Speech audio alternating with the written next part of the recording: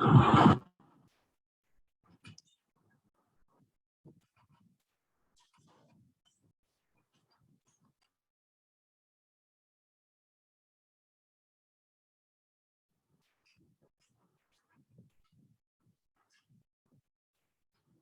Krishna, Yagya Danish Prabhu. Hare Krishna, Prabhuji, Dandavat Pranam. Pranam, how are you? I'm fine by your grace, Prabhuji. Thank you. Okay. Hare Krishna.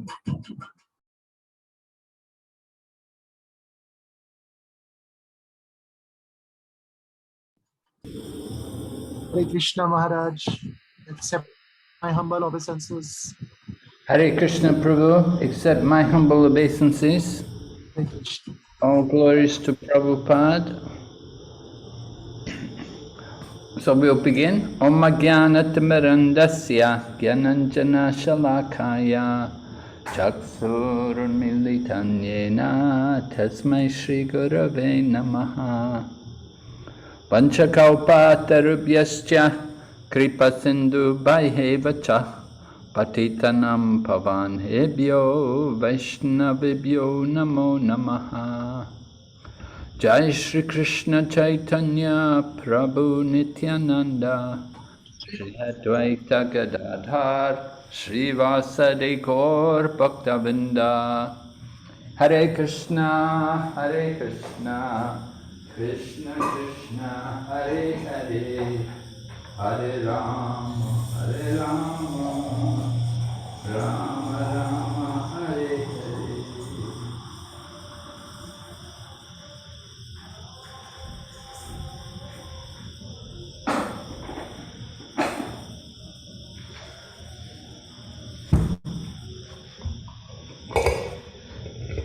Okay, so welcome everyone to our ongoing study of the Bhagavad Gita, Unit 1, Bhakti Sastri, and we're on Chapter 9. We already began Chapter 9. Again, you can see the outline, right? Krishna begins with his praise of pure devotion. How did he praise it? Who knows? Do you remember?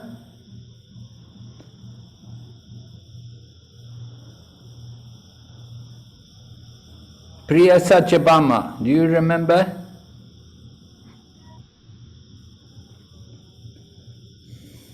Rukmini. Hare Krishna Maharaj, beg forgiveness, Maharaj got late. Yes, okay, no problem. Please set my respectful obeisances, Maharaj. Yes, my obeisances to you. I'm asking a question, can you answer? I want to know, how did Krishna praise pure bhakti? Praise pure bhakti. In the first 3 verses. Who remembers? Maharaj, it is most confidential, and Krishna told Arjuna that once you know this knowledge, nothing else remains to be known. Jnanam Vijnanam Sahitam. Okay, anything else? And one needs to know this knowledge, like one who doesn't have faith cannot cross this material world, like cannot cross the cycle of birth and death. So one needs to have faith. Well, you're only relating the second verse.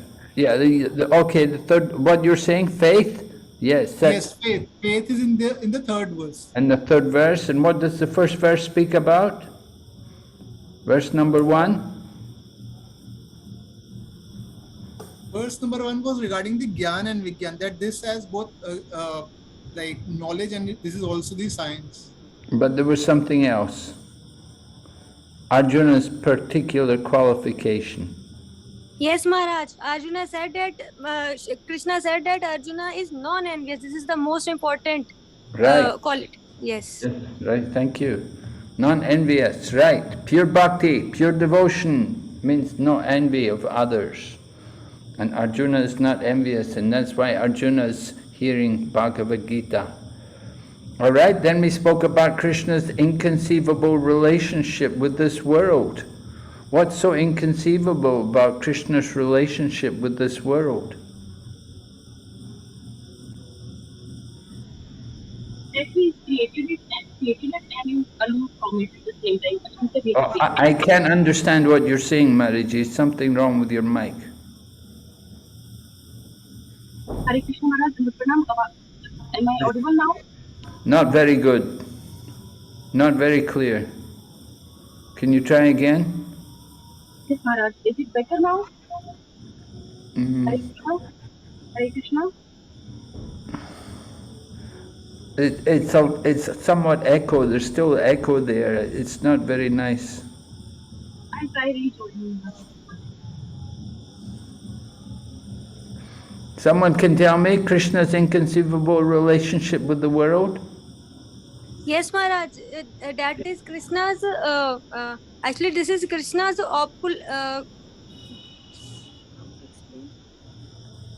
Krishna separated energy. Krishna doesn't interact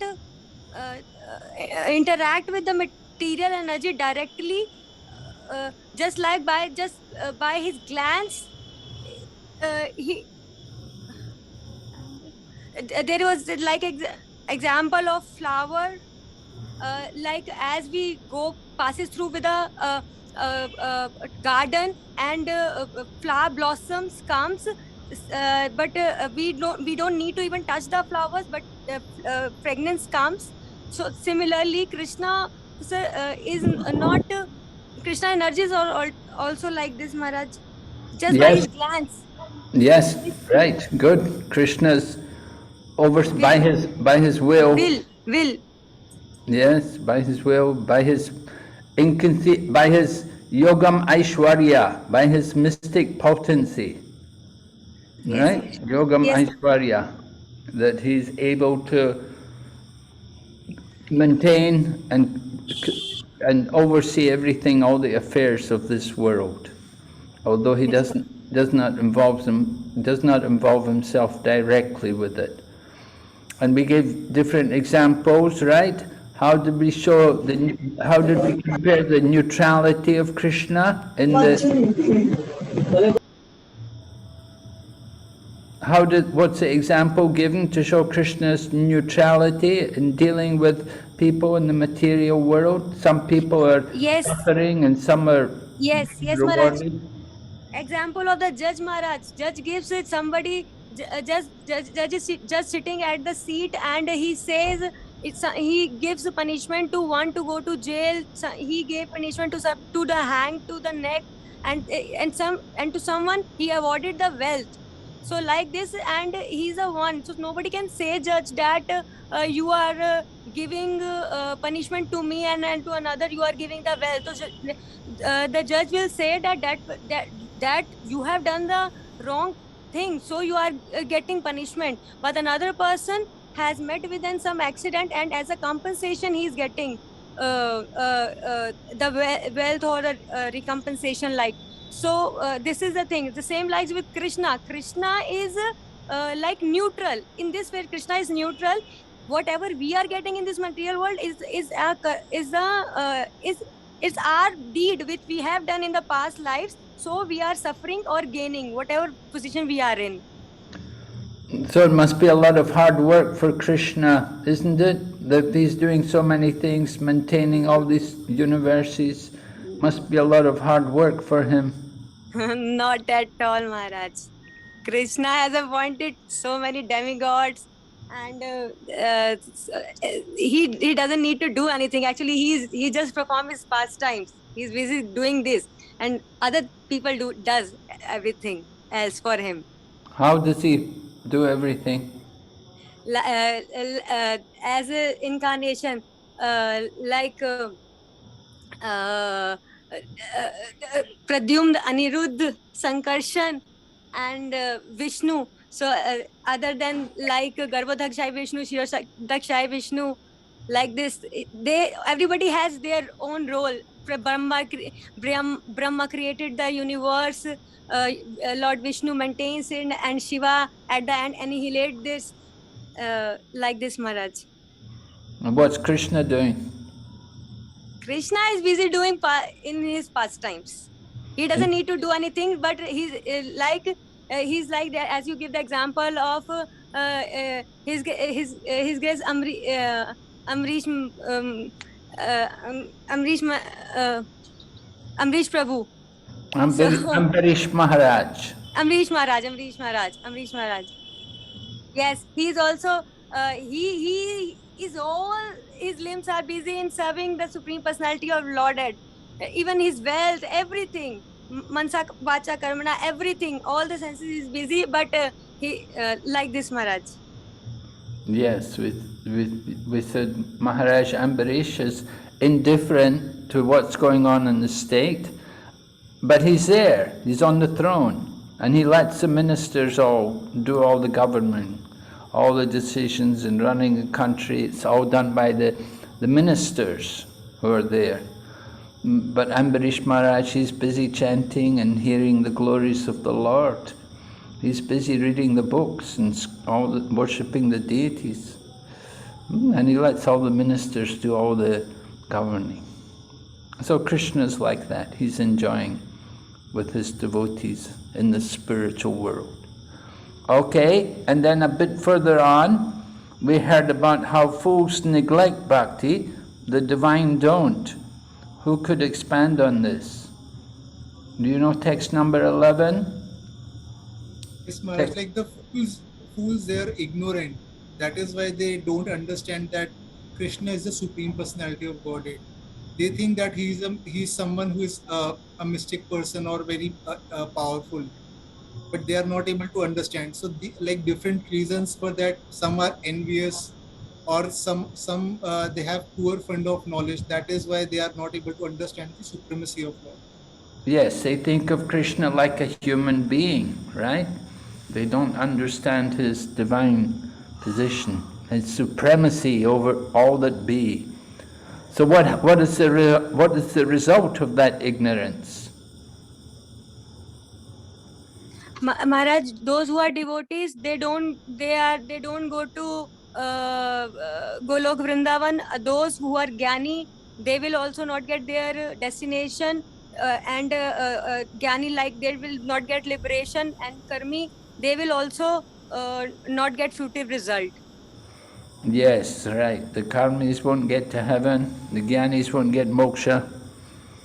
And if the devotees don't properly understand Krishna, they also won't get back to Godhead, right?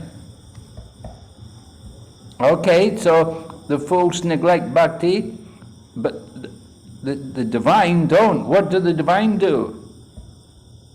Who are these divine? They are Mahatmas. Why? Because they are always engaged in discharging loving devotional service under the lotus feet of Radha and Krishna.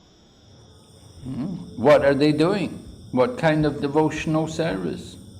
They have determination and they have perseverance. That's their qualities. Yeah, I want to know their activities. They are chanting glories of Krishna and bowing down before them. Yes, always chanting the holy name and bowing down before me. Yeah. These great souls perpetually worship me with devotion.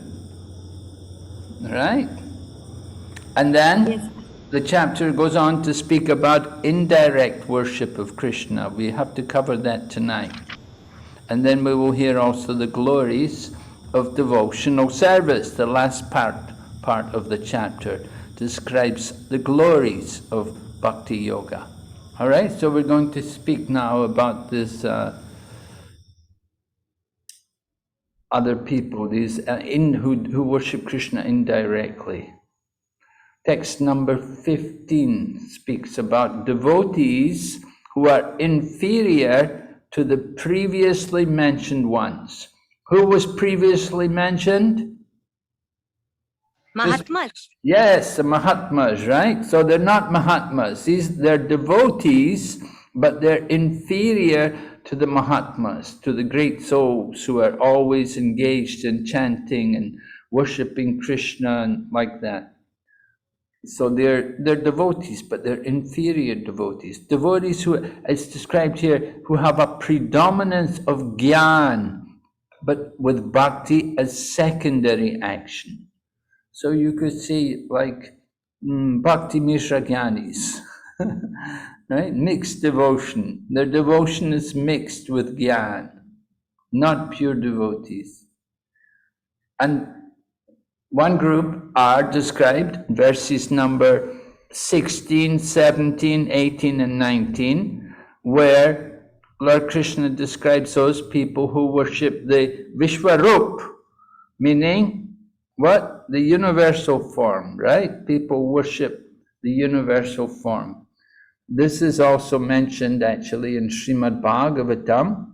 You would see when you study Srimad Bhagavatam, those of you who have read Srimad Bhagavatam, you'll know in the second canto, Sukadeva Goswami begins his description of the worship of the Lord by worshipping the universal form.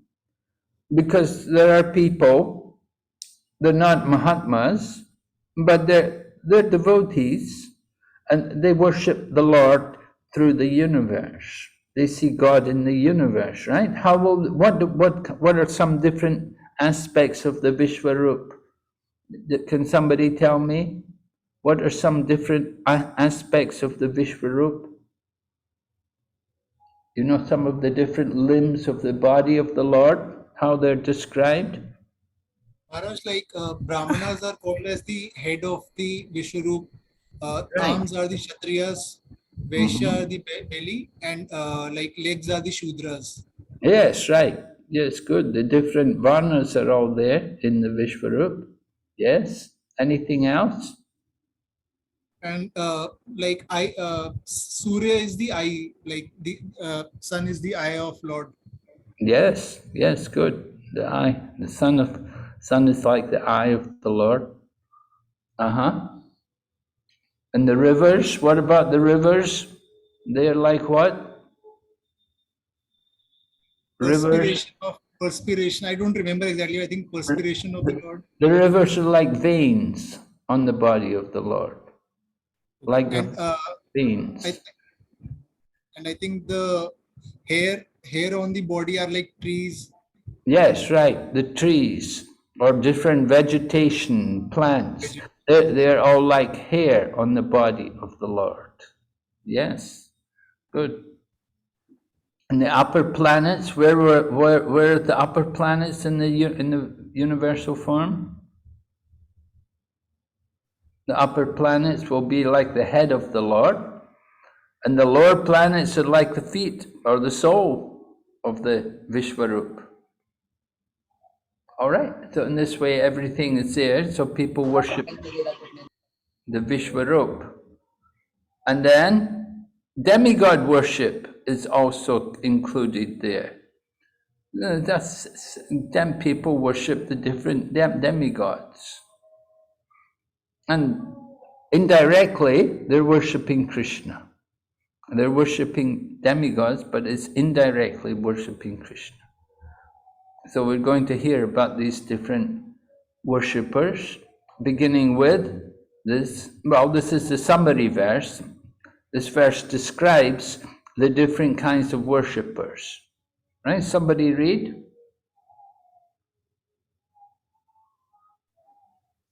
Jnana chapanye yajanto mamapasate ekatvena prathakvena bahudha vishvato mukham. Others who engage in sacrifice by the cultivation of knowledge worship the Supreme Lord as the one without a second, as diverse in many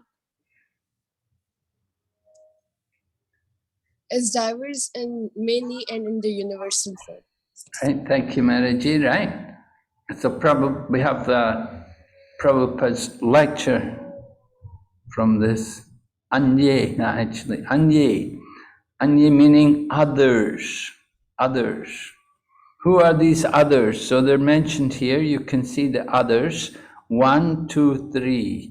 There are 3 different others who are all worshipping the Lord, but worshipping Him indirectly. Now the first kind mentioned is the one which is most prominent among these indirect worshippers. And it's the most prominent, is also the lowest. It's the worst one, right? So they're called Ekatvena. Ekatvena meaning monists. He worships himself as one with the Lord. It's the lowest, it's the lowest, and it's the most predominant, non-different between worshipper and object of worship. Yeah, it's really bad to think there's no difference between the worshipper and the object of worship. So you may be worshipping the deity and you think there's no difference between Krishna and me. I'm worshipping Krishna, but I'm also Krishna. So that's monism, that's this ekatvena, thinking ourselves to be one with the Lord. And it's so common. This philosophy of impersonalism or monism is everywhere. It's spread everywhere. So Lord Chaitanya was very eager to defeat it. And particularly the followers of Madhva Acharya, they preached very strongly against this monist philosophy. All right, and then you have the second kind of others. It's called Pritakvena Bahuda, Vibhuti Upasana. Means that they concoct some form of the Supreme Lord, and it includes also demigod worship. So demigod worship is also included in this Pritakvena Bahuda. We just imagine some form of the Lord. And then number 3, Vishvato Mukham, is actually the best one, and this is worshipping the universal form, described in verses 16 up to 19. All right, so here's the description of Ekatvena. Someone can read for us? Ahan grahopsana na devo devam acharet. Without being on the level of a deva, example pure, one cannot worship the Lord. Na devo devam acharet, archayet. One who has not risen to the level of a deva cannot chant this mantra. According to this direction of the Shastra, one must think himself qualitatively non-different from the Supreme. The Narayan Kavach Shield summary. All right, so sometimes you will come across this philosophy called Ahangrahopasana, where we identify ourselves on being one with the Supreme. So this is Ekatvena, this is the impersonalist philosophy.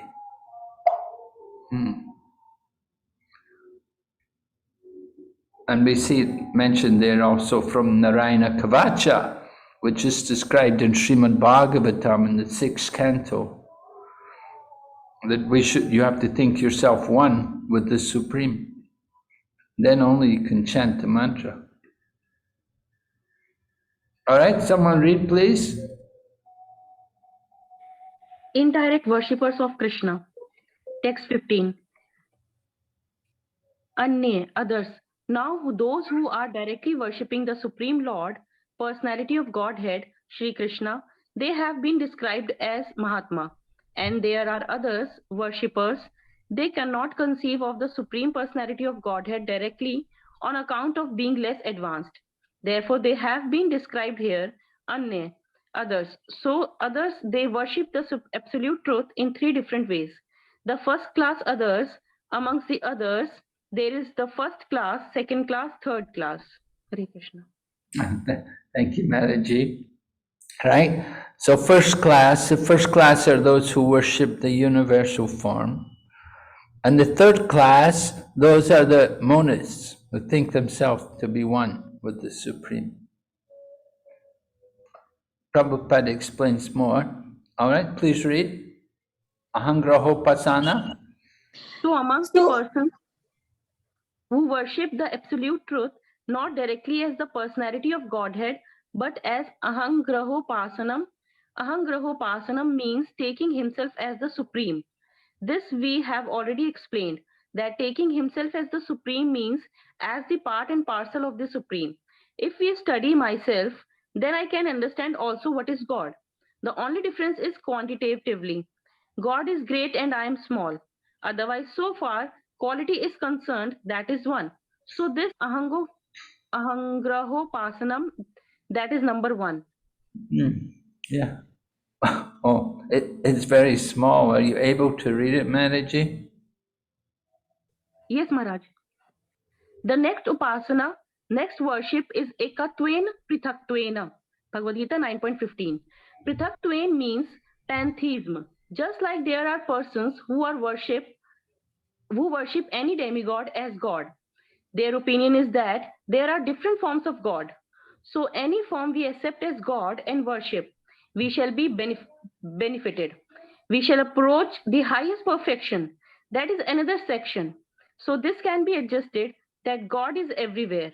That there is no denying this fact because by his energy, he is everywhere. Just like we are his energy, living entities, they are superior energies of God. Aparayam. Itastu vidhi me prakritim param. Param. Param means superior. So we are also energy. So energy and the energetic, they are one. Just like the sun and the sunshine, they are not different. So wherever the sunshine is there is sun. You cannot deny that. Wherever the sunshine is there is sun. Similarly, wherever the energy of God is there is God.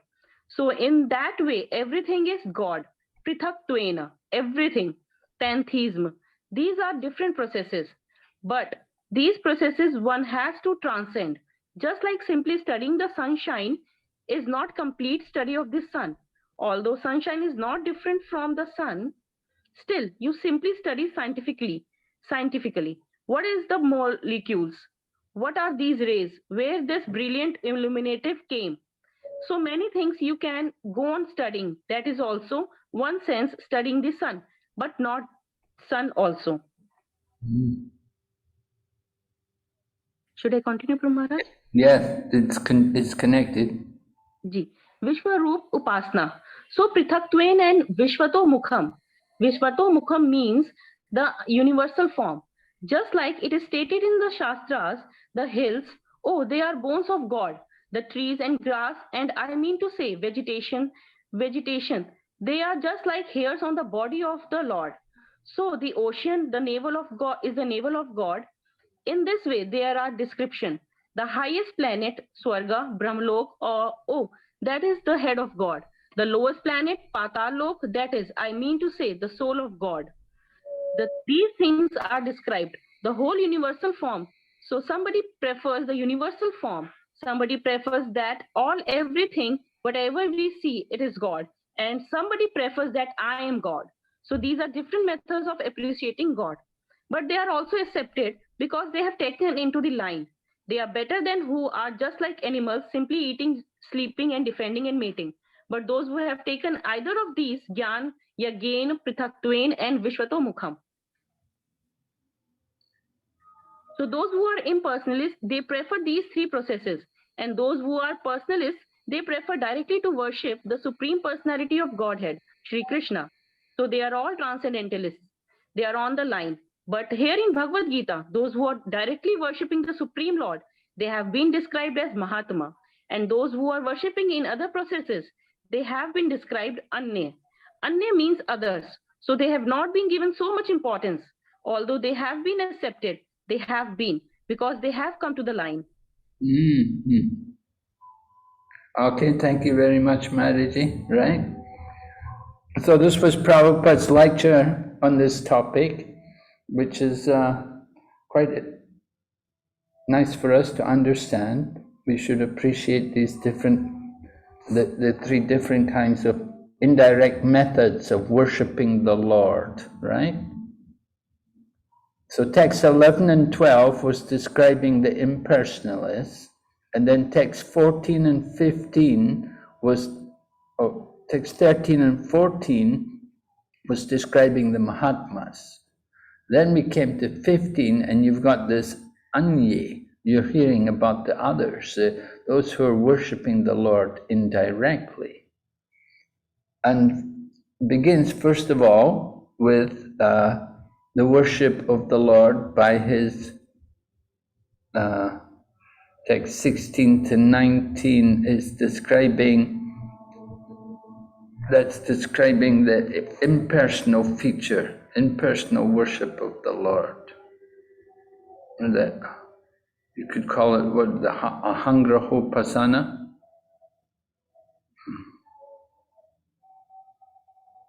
Oh, no, this is it's called the Vishwarup. This is the Vishwarup. 16 to 19 is the Vishwarup. So you can see in text 16, Krishna says, it's a bit like the Vibhutis almost. It is Krishna saying, it is I who am the ritual, I the sacrifice, the offering to the ancestors, the healing herb, the transcendental chant. I am the butter and the fire and the offering. And then in text 17, he said, I am the father of this universe, the mother, the support, and the grandsire. I am the object of knowledge, the purifier, and the syllable Om. I am also the Rig, the Sama, and the Yajur Veda.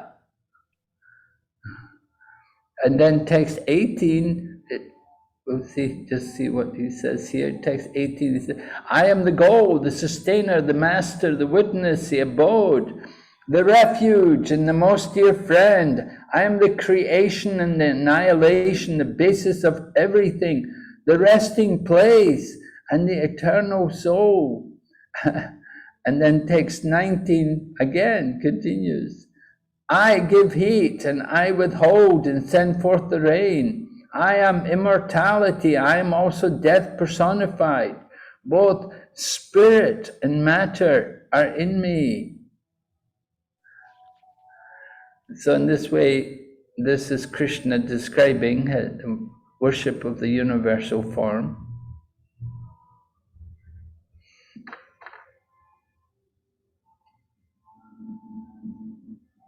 He's seeing Krishna's identifying everything with himself.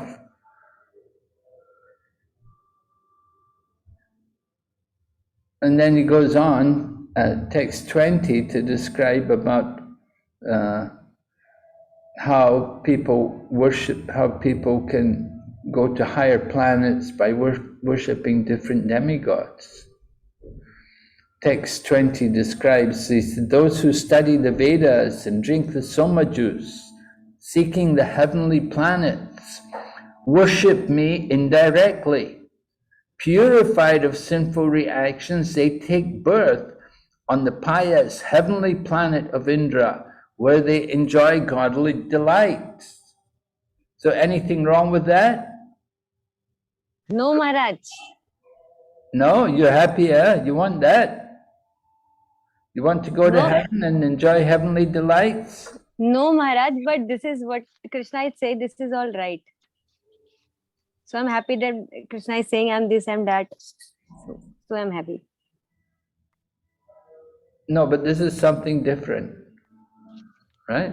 That was finished with. That was worship of the universal form. But then after talking about the universal form, then he says these other things.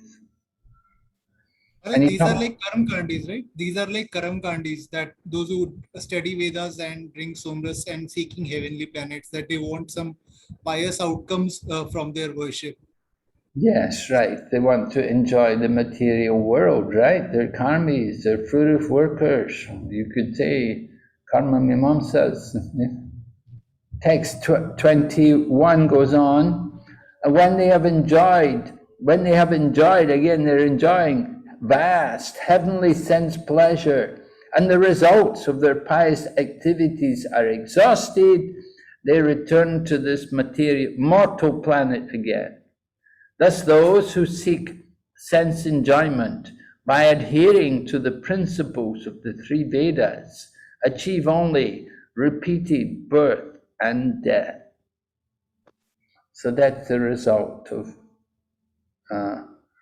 this indirect process. They're not getting out, they're not solving the real problem, they're still in the material world. So 20 and 21, we're describing like that, about the Karmakandi materialist, how he's trying to enjoy the material world. And then text 22, Krishna describes about the devotee. And you can see the verse here, text 22, it's an important verse, describing again Ananya Bhakti, right? Unflinching, steady devotional service. Someone can read text 22? Ananyaschintayanto mam ye jana paryupasate tesham nityabhayuktanam yogashemam vahamayam. But those who always worship me with exclusive devotion, meditating upon my transcendental form, to them I carry with what they lack and I preserve what they have.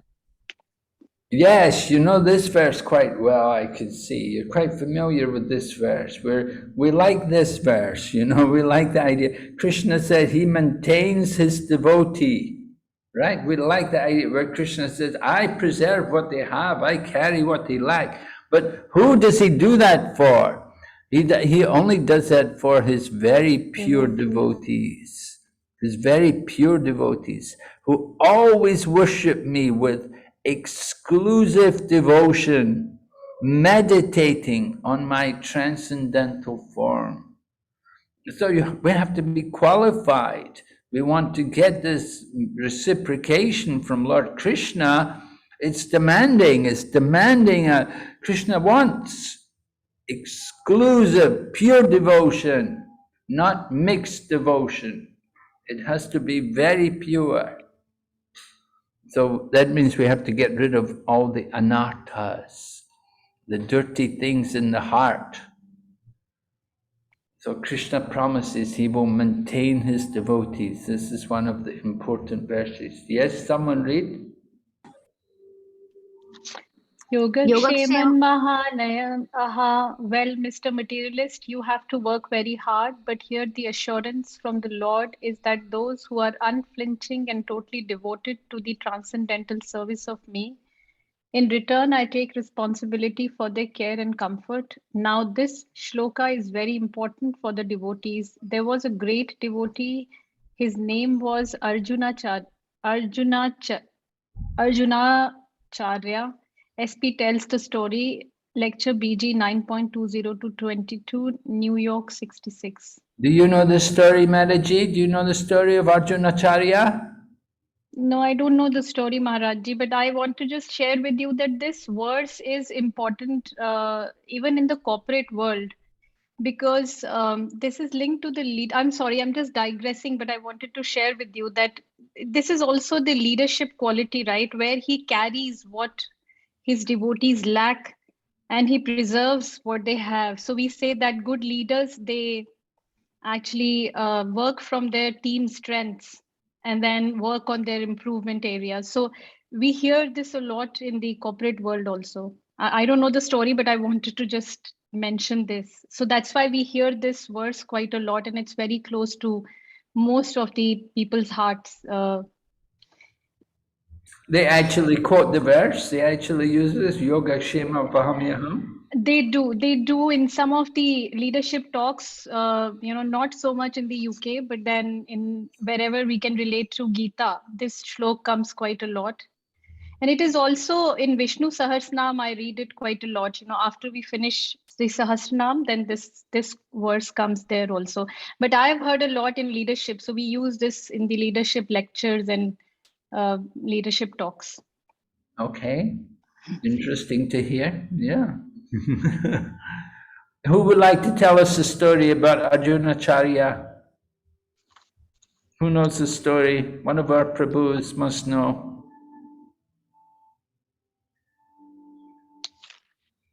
Arjunacharya, right? What happened? Who was he? Somebody?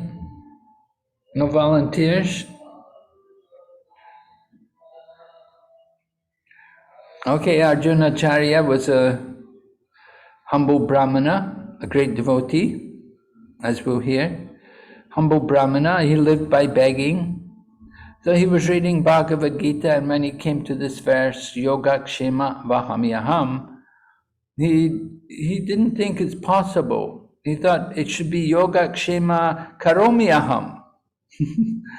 Yogakshema Karomyaham, and not that Krishna will directly do it, not that Krishna personally will come and do it, but he will arrange somebody else to do it. And so he crossed out Vahami, or he crossed out one of the words, he was changing it. And then he went out to do his begging.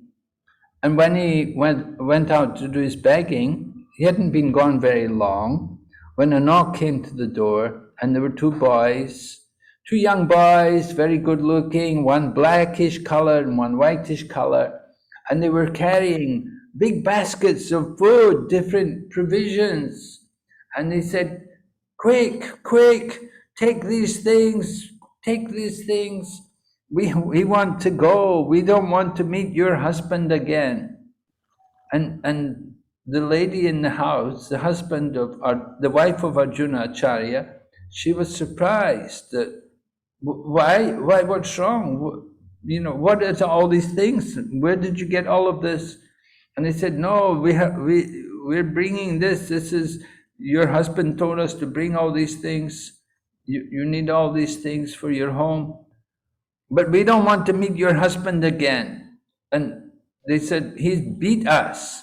And they showed marks on their body, marks like they had been beaten with a cane. And the lady, the wife of Arjunacharya, was shocked because she knew her husband to be a mild-natured, gentle Brahmana, and who would never strike children, especially children like these two young boys who had come to her door. So the two boys left, and then the husband came home, and the husband came home, he was complaining, I couldn't collect anything. He had gone for begging and nobody had given him anything. But then the wife said, no, the two boys came and they said, you sent them with all of these things. And the husband was shocked. What? I said, I never sent any boys. And she described them. And then he was puzzled that one is black and one is white, and they're very, very attractive.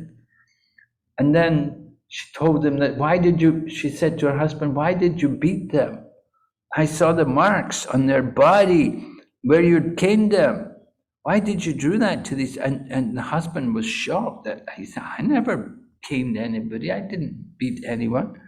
And then he went to look at his Bhagavad Gita, and he saw that in his Bhagavad Gita, he had crossed out Vahami Aham. So he understood that Lord Krishna had personally come there to show him that it was actually true, that the Brahmana was thinking, Krishna won't personally do it. Krishna may send somebody else to do it. But Krishna came himself. He wanted Arjuna Acharya to know that it was actually a fact that Krishna would personally come and take care and maintain his devotees and carry whatever they have, maintain what they have, and carry what they lack. So that is the special mercy of Krishna for those who are fully devoted to Krishna and always meditate on Krishna. So we want to ask you, take a partner. How many people are here tonight? 18, Maharaj. 18. All right, so 9 pairs. And we want you to exchange experiences where Krishna carried what you lacked or preserved what you had. And discuss why it is not a burden for Krishna to maintain his devotees. All right? You must have had some experiences where Krishna carried what you lacked or preserved what you had. We hope so. Maharaj, is it from our life or from, like, we have to give examples from scriptures? Well, best is from your own life. But if you don't have any from your own personal life, it may be somebody you know, or it may be from the scriptures. But we were looking for examples from your own life. That's ideal. If you really don't have anything from your own life, then let us hear from the life of others. But give some examples. Yes? So go in the group, go into your pairs, and we'll give you time. Wait for you to come back. Shouldn't take long. I've opened all rooms, Maharaj. Devotees, please accept the request. Okay, thank you. Thank you, Maraji.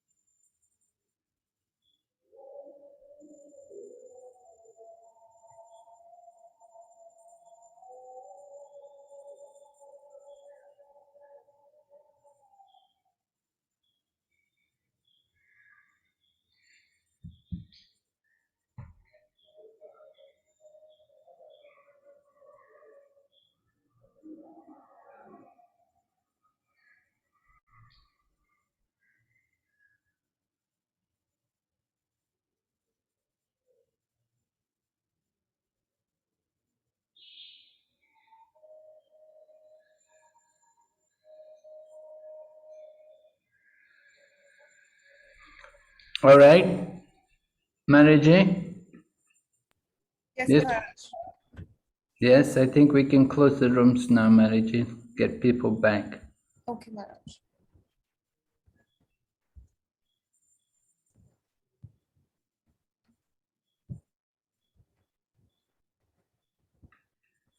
Quite a few devotees didn't join Maharaj, so I clubbed them into groups of 3. Okay, So we had 9 participants who did the activity. okay, good.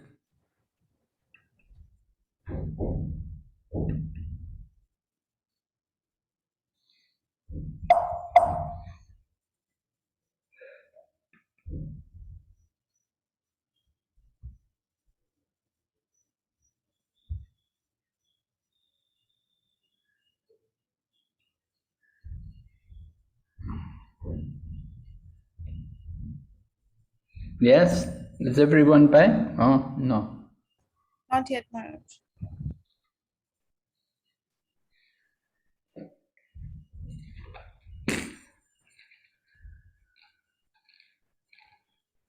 Now everybody's back, Maharaj. Okay. So, I hope I hope you had a fruitful discussion. I hope you have some experiences to share with us. Hare Krishna Maharaj. Yes, we did. May I say something, Maharaj? Yeah, please do. Yeah. We discussed Maharaj, and from our own personal experiences, we shared and we had some doubt and query. Like, for example, we all consider ourselves on the very basic level sadhakas. Not even devotees, what to say of pure or middle devotees. But we see from our own life experiences that Krishna does maintain and protect us and provide everything we need for our spiritual advancement in practices. And at the same time, we have heard that from the pure devotees, for the higher advanced devotees, Krishna rather takes away everything, and that is his mercy, that he takes away everything. So, matlab, it's like seems like contradiction. Can you please clarify?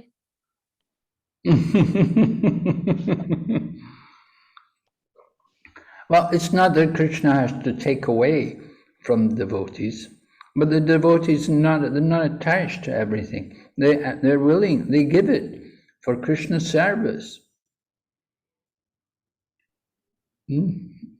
Prabhupada gave everything for the service of Krishna. It's not that Krishna has to take it away.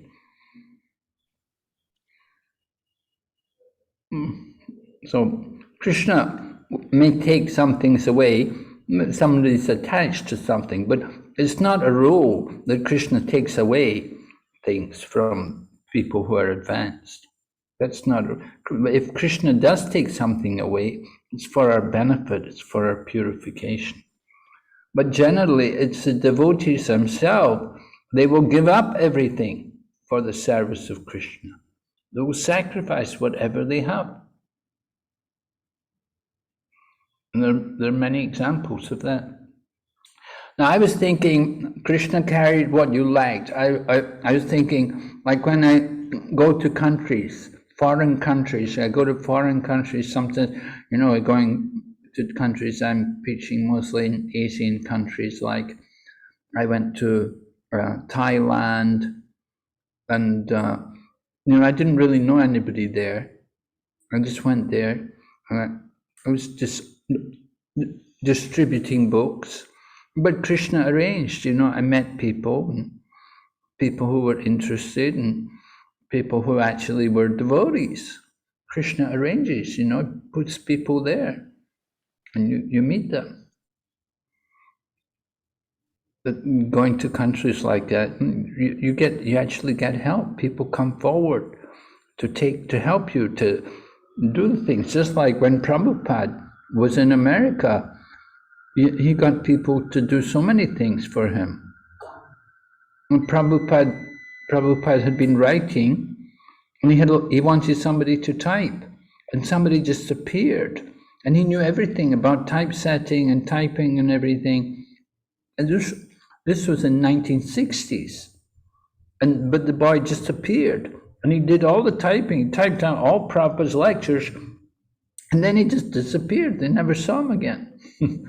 Just amazing, you know, people just come, Krishna sends them.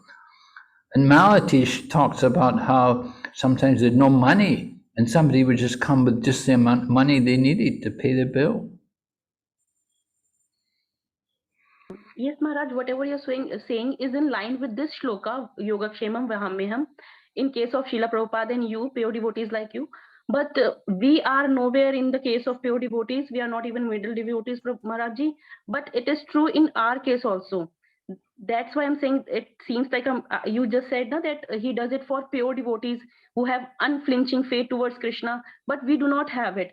Still, he is protecting us, protecting what we have and preserving and providing what we lack. So why is this happening with us? Well, Krishna's encouraging you to give you more faith in devotional service. You can see it like that. It may not always be like that, but it's happening. Sometimes you feel, you could, maybe in the initial stages, we feel like that, and that's Krishna encouraging us to become more committed to Krishna consciousness. Right? Ji Maharaj, he's very merciful. He was taking care of us also. All right, anybody else like to comment on this? Krishna carried what you like, preserved what you had.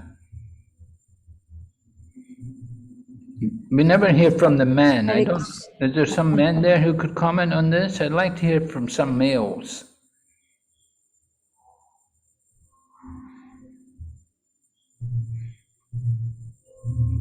All very quiet. You don't have any men in the class? Okay, Maharaji, you wanted to speak? Yeah? Maharaj, can I say something? Okay, go ahead, yeah. I want to share, Maharaj, my husband's experience here. He's in the class, but I don't know. Maybe. So he used to travel a lot, Maharaj, before joining the business with in India. Okay, he was in a multinational company, and once it was Ekadashi, and he was fasting, of course, and the whole day he could not find anything, Maharaj, to eat. So naturally, he was taking just water and he was not eating. And suddenly he comes back to his hotel room where the company had put him to stay, and he finds a big basket of fruits. Big basket of fruits lying in the hotel room. So he was really happy. And he was, he said, I really thanked Krishna that day. I could not get anything to eat, but he was the one who provided. So that I can at least eat something and go to bed. Okay, wonderful. Yeah. Krishna arranged. He did, Maharaj. A lot of times. So he was in Brazil, and he was just strolling around, and he was thinking that he could have been in India, and I think it was some festival, and he was missing out on it. And suddenly, there's a big Sankirtan party walking on the beach and doing nice Harinam and everything. So that also happened with him. Yeah, devotees are everywhere. We just have to be patient, find them. Hare Krishna Maharaj. Yes, Prabhu? Maharaj, I feel that in book distribution, this phenomena of Krishna helping comes out very strongly.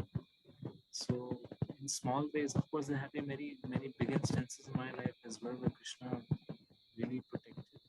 But I want to share a very simple incident which really affirmed my faith in Srila Prabhupada and Krishna, which was that I had this habit when I was in Delhi. I would carry books on my meetings and I would just distribute. Speak up a bit. Your voice is very faint. Speak up. Can you hear me, Maharaj, now? It's still faint. Okay, is it any better? Yes, now better. Yes. Okay. Maharaj, I was saying that I have many instances, but I just want to share a very small instance, but really affirmed my belief. I was saying that in book distribution, I felt that this thing comes out to be true very strongly. I mean, I personally experienced Krishna helping a lot in book distribution. When I was in Delhi, I used to have this habit of carrying some books in my bag when I would go for meetings. And I had kept almost like a principle that I would finish all the books that I've carried and I would distribute them before I go back home. There was one time I had this one book left, and it was almost 10 o'clock in the evening. I was coming back in a rickshaw in India, in Delhi. And in this e-rickshaw next to me, there was this drunkard sitting. And he was a very poor man. I mean, so poor that probably would not have, one cannot imagine him to have money to eat. And he was drunk. And somehow I had this last book in my hand, and my home was just around the corner. And having faith in Krishna, I just asked that person randomly if he would like to buy Bhagavad Gita. He was so drunk, he didn't even know what I was speaking. And somehow he saw Gita and he felt so thankful. And he just looked into his pocket, and whatever he had, he just gave it to me. And this incident, and I've had so many other incidents where in the most unexpected situation, because I had this desire to distribute Gita, finish my stock before I go home, someone or the other would somewhere would come, emerge, and would buy these Gitas. Okay, thank you very much, Prabhu. Very nice. Certainly, when we go out there on book distribution, you can really experience Krishna giving mercy, Krishna sending and helping us. Okay, why is it not a burden for Krishna to maintain his devotees? Who would like to answer? Maharaj, can I? Yeah, go ahead, Maharaji. Maharaj, I also want to share that one of the example in my life. Maharaj, I just got remembered when Mataji was saying that the Prabhu was out. Maharaj, I also went abroad, and in 2005, I left eating onion garlic. So when I went there on cruise, and I was so fortunate that at that time they were making a world book of record. They were making a world book of record of Bhagavatam in sea. So there was a Jain food without onion garlic, without even tomatoes. So I was so fortunate that I got this everything there. And one more incident, Maharaj, I met with an accident. So it was so bad that I hurt so badly. I went when my family and other people took me to a hospital. Everybody was very afraid. But just after 5 days, when I went to doctor, I was walking at my own, and I was recovered. So Lord, that doctor was also very much like strained at how I recovered in just 5 days. And one more example, just sudden, that I was working in the material world, and I left my job 3 years before.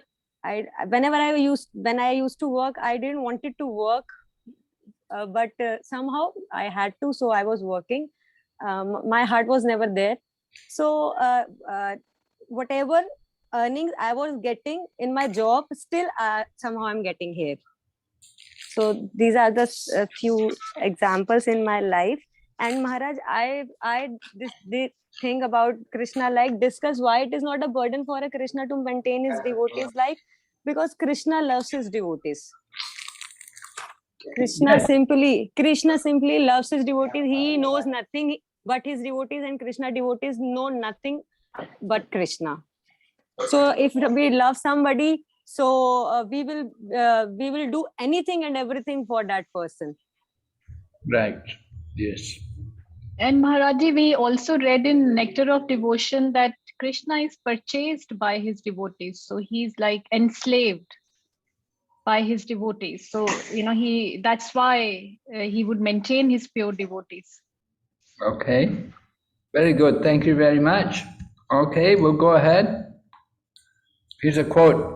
Vishwanath Chakravarti Thakur commenting on this verse, 922. Someone like to read?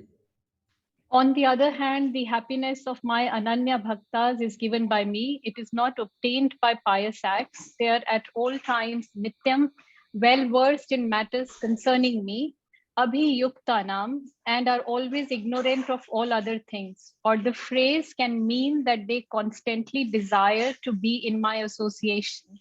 For such persons, I take care of their attainment of wealth, yoga, and their maintenance, shamam. Though they do not expect such things, it would be unsuitable for the Lord simply to say that he performs these acts. Thus, the word vahami, meaning carry, is used. The use of the word mahami indicates that the Lord bears the burden of maintaining their bodies in the manner that the householder takes the responsibility for maintaining his own wife and children. Thus, one should not say that, like others, their attainment or preservation of bodily needs is due to karma. Okay. Sometimes we think, oh, he has good karma. No, it's Krishna's arrangement, not just karma. It's done by Krishna. Krishna personally takes care of the devotees. All right, going ahead, text 23. We're hearing more. Someone read the verse. Ye api ananya devata bhakta yajante shraddhayanvitah te api mam eva kaunteya yajanti avidhi purvakam. Those who are devotees of other gods and worship them with faith actually worship only me, O son of Kunti, but they do so in a wrong way. Thank you. Yes. So they're devotees of Ananya Devata Bhakta. They're the other gods, not the Supreme Lord Krishna. So worshipping the demigods, right? And they have faith in them. But actually, they're worshipping Krishna. But they do so in the wrong way. Avidi Purvakam. It's the wrong way. They're not really worshipping. It's not so pleasing to Krishna. Avidi Purvakam. They worship me without following the process, the vidhi by which I am attainable. They didn't follow. Prabhupada explains. Someone read? One has to follow the laws made by the government, not by officers or directors. Similarly, everyone is to offer his worship to the Supreme Lord only. That will automatically satisfy the different officers and directors of the Lord. The officers and directors are engaged as representatives of the government, and to offer some bribe to the officers and directors is illegal. This is stated here as avidhi purvakam. In other words, Krishna does not approve the unnecessary worship of the demigods. Worship of demigods may be accepted if people know that these demigods are authorized agents of the Supreme Lord. There is acceptance of Supreme Lord, but those fools who do not accept the Supreme God and misunderstand that this particular type of demigod is all in all, oh, they are doing nonsense. They are placing so many competitors of the Supreme Lord that is avidhi purvakam. That is illegal. Nobody can be competitor of the Supreme Lord. The Supreme Lord is known as Asam Urdhava. Nobody is greater than the Supreme Lord and nobody is equal. It's from Bhagavad Gita 9.23-24, New York, December 10, 1966. Thank you very much, Mataji. Very nice. Yes. So is Prabhupada saying worship of demigods is wrong? Look at the top. No. No, right. The top of the slide. Worship of demigods may be accepted. What is the condition? If people know that that these demigods are authorized agents of Supreme Lord, as we were discussing earlier also about the demigods. Right, yes. If we know they're all part of Krishna, agents of Krishna. So then there is acceptance of the Supreme Lord. But if we think the demigod is the supreme, if we think they're all one, then it's wrong. Well, we have to understand properly. Yes, next verse, someone read. Yanti deva vrata devan pitrin yanti pitrivratah bhutani yanti bhutejya yanti ma yajino api mam. Those who worship the demigods will take birth among the demigods. Those who worship the ancestors go to the ancestors. Those who worship ghosts and spirits will take birth among such beings. And those who worship me will live with me. So how are you going to use this verse in preaching? Under what kind of situation can you make good use of this verse?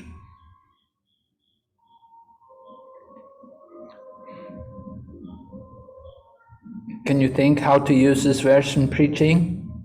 Yes, Maharaj. One thing is very simple, that what demigods also comes in the realm of sphere of material world, and Supreme Lord is in supreme abode, supreme sky, spiritual sky, in Vakunthas. So any intelligent man with a good fund of knowledge will able to understand that he wants to come out of the cycle of birth and death. If he worship demigods, he will be in the material world only. And what to say about the ghost and ancestors? They are all in here.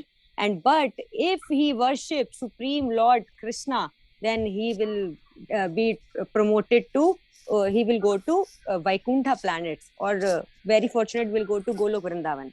But that's not mentioned in this verse. Krishna doesn't say that he has a place outside this world. He simply said, you come to me, you worship me, you live with me. He doesn't say where you will live, but he said, you live with me. So we couldn't just say that this verse proves that there's a spiritual world. There's no mention of Krishna having a world far beyond the material world. It just says, if you worship Krishna, you'll live with him. Now we may say, well, Krishna's in Vrindavan. It means you go to Vrindavan, you live in Vrindavan.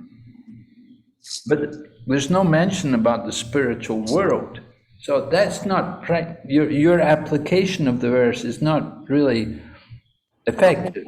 So Maharaj, it can be like that the person to whom we think that we stay with that person, like if I think about Vrindavan all the time, in my heart is even Vrindavan, so I stay in Vrindavan.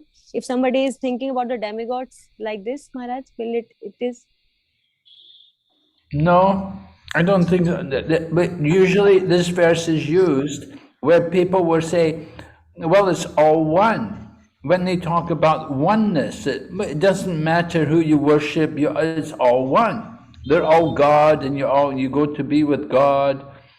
And it's like Yatamat Tatapat, the Bengali saying. They say that the many paths all lead to the one place.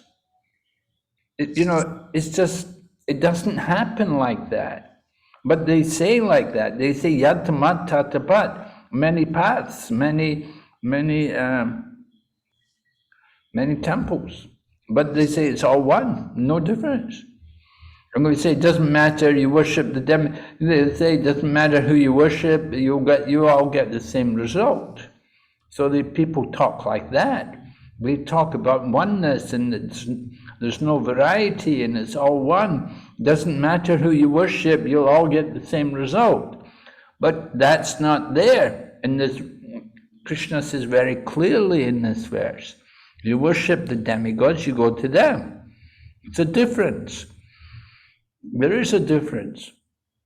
It doesn't say you can worship anyone, you go at the same place. It doesn't happen logically also.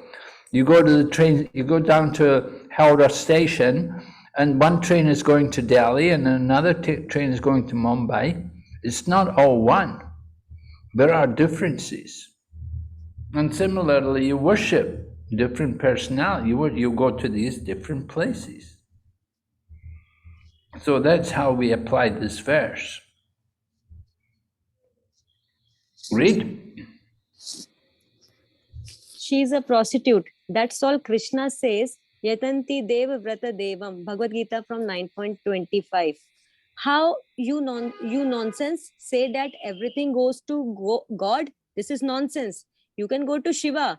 You can go to Indra. You can go. There are so many planets. You will go there, and that is reasonable. How do you say that whatever ticket I purchase, I go to this Delhi? Therefore, they are nonsense. Muda, rascals.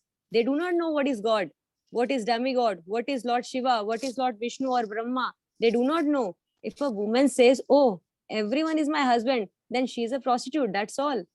Evening Darshan, December 3, 1976, Hyderabad. Sometimes Prabhupada will speak quite strongly on these points, you see. He wants people to understand very clearly how foolish this kind of statement is. Whatever ticket I purchase, it all goes to Delhi? No.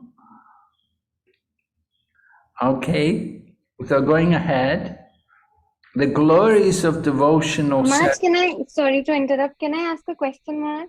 Okay. Maharaj, often, a lot of people say that, whatever life is, it is here and there is nothing beyond.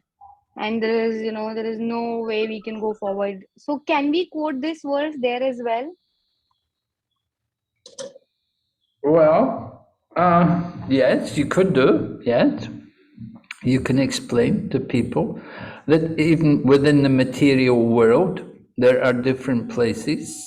There's the place of the demigods, the higher planets, and then there's Pitriloka, and then there's planets of the Pitris and the goats also, and they have their place. So Thank you so much, Maharaj. it's not all one, right? So people may say, no, of course, some people are very foolish. They think life is only on this planet, and they just can't believe that there's living entities in other places. It's very difficult for them to understand that there are other inhabited places within the universe. Most people think life is only on this planet. But those who read the Vedas, or those who know Vedic scripture, we know about their higher realms and lower realms also. There are living entities everywhere.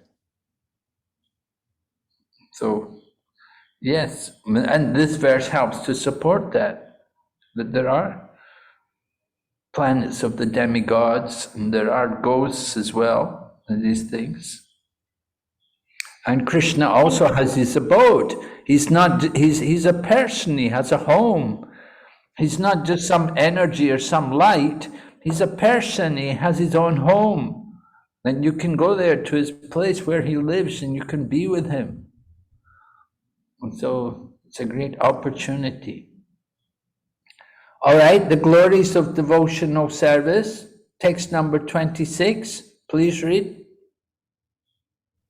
Patram pushpam phalam toyam yo me bhaktya prayachati tad aham bhaktya upahritam ashnami priyatatmanah. If one offers me with love and devotion a leaf, a flower, fruit or water, I will accept it. Hare Krishna. So the significant word in the verse, you can see bhakti. Bhakti is used twice, in the first half and in the second half. So devotion is very much important. It's not that Lord Krishna is eager for the leaf and flower and the fruit and the water, because he has many goddesses of fortune who are all serving him. But what he does want is the devotion. That's the important item. And the acharyas, in commenting on this verse, they talk about the importance of making offerings. When you do offer things to Krishna, that we should offer them with devotion. And they talk particularly about cleanliness, purity. If one is contaminated, for example, then we cannot make offerings to Krishna. We have to be conscious. We want to offer to Krishna. We should offer with love and devotion. We have to be pure. If we are contaminated, if we're not in good condition, then how we can expect Krishna to accept our offering? If we have COVID, if we have COVID, they put everybody in quarantine, right? They keep you away from So if we're contaminated, we keep away. We put ourselves into isolation because we're not pure. We're contaminated, so we're not really qualified to offer to Krishna, right? It comes as a shock to people. Here's a statement, Prabhupada's lecture. Someone read. How can one learn to love God? There are 6 kinds of reciprocation, 6 kinds of exchanges, dadati. We have to serve God in that way. Therefore, if you want to serve Him, start with some offering, patram, pushpam. Anyone can offer a little flour, some fruit, and a little water. So the Lord says, patram, pushpam, phalam, toyam, yo me bhaktaya prayachati. The important thing is love. Lecture on BG 9.24 to 26, New York 66. All right, Prabhupada is referring to the Upadeshamrita, or the nectar of instruction. He uses the word dadati, right? Dadati pratigrinati, guyam makyati prichati, bhongte bojayate chaiva, right? Six kinds of reciprocation. Do you know them? Have you studied the nectar of instruction? Not yet, not yet. Okay. Anyway, there are 6 kinds of reciprocation, or 6 kinds of loving exchanges between one devotee and another.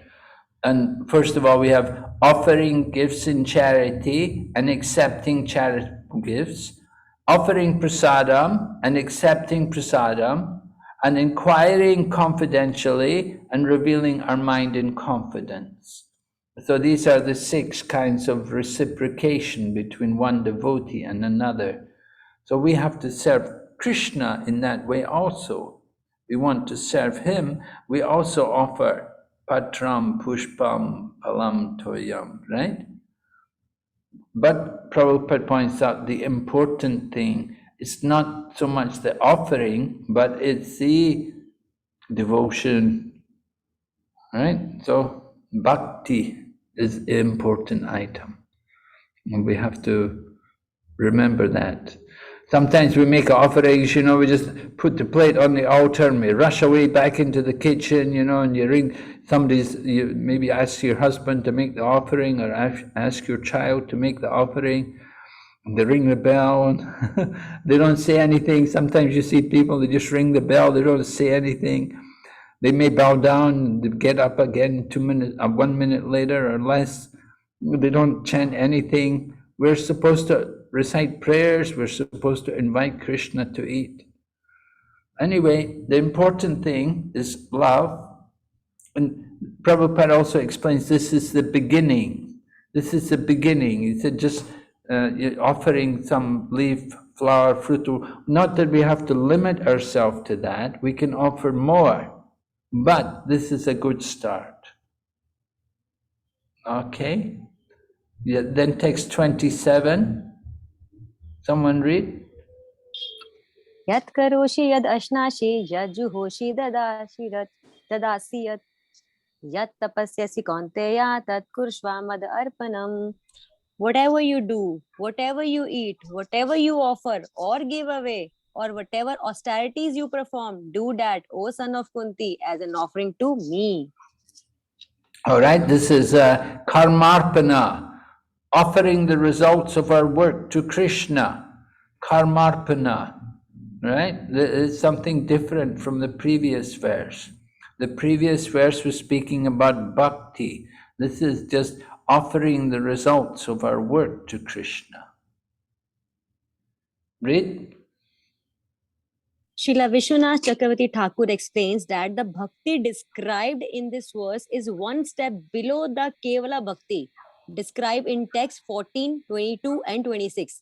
Yet it is superior to Nishkam Karma Yoga because here everything is offered to Krishna, not only those actions performed in the scriptures.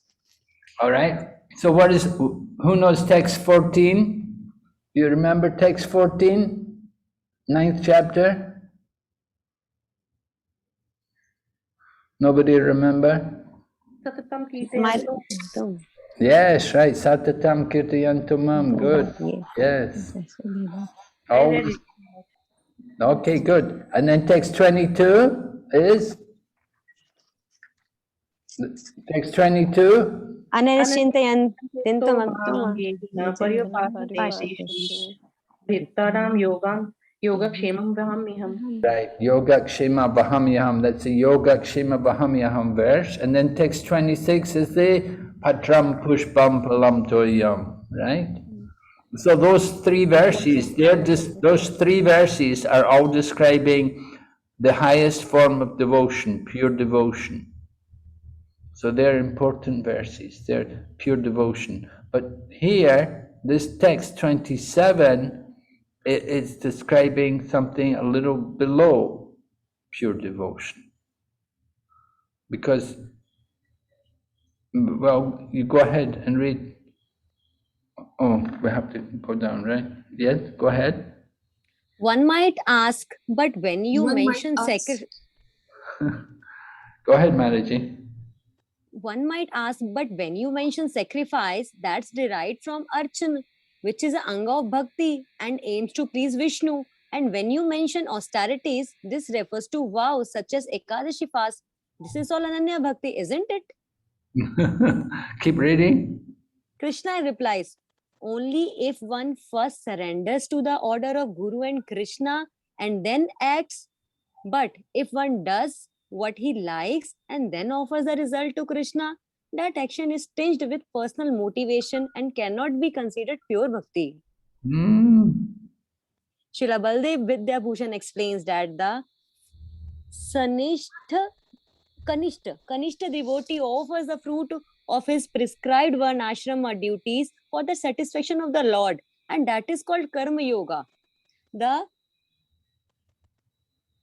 Parinishta devotee also performs his varnashrama duties and offers them to Krishna, but his main focus is in the activities of bhakti, such as Shravan and Kirtana. He is the one described in this verse. The Kevala Bhakti of a Nirapeksha devotee was described in text 14, 22 and 26 of this chapter. Okay, did you get all that? So, the distinction is made between pure devotional service and karma yoga, or mixed devotion. Because the devotee was arguing, well, look, I'm doing bhakti. He said, because it said, all that you do, all that you eat, all that you offer and give away, whatever austerities you perform, do them for me. So one person may argue, he said that, look, my bhakti, I'm doing my devotion, my worship is to please you, to please the Lord. And I'm doing my austerities, that's also to please you. My austerity, isn't that pure devotion? But Krishna says, well, only if you first surrender to the order of Guru and Krishna and then act. You see, first surrender to the Guru and Krishna, that is bhakti yoga. But if you surrender after the activity, you give the fruit of your work, then it's not bhakti, that is karma yoga. Why? Because you're attached to that work. And so Krishna said, if you do what you like and then offer the result to Krishna, that action is tinged with personal motivation. It's not pure bhakti. You're attached to working, you wanted to do that work, but you offered the results. Okay, it's nice you offered the results, but it's not pure bhakti. It's niskam karma yoga, right?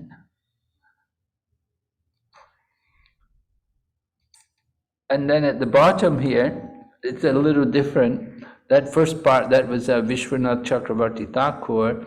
And then at the bottom here we have Baladeva Vidyabhusan, and he's explaining about the devotee offering the fruits of his duties in Varnashram for the service of Krishna.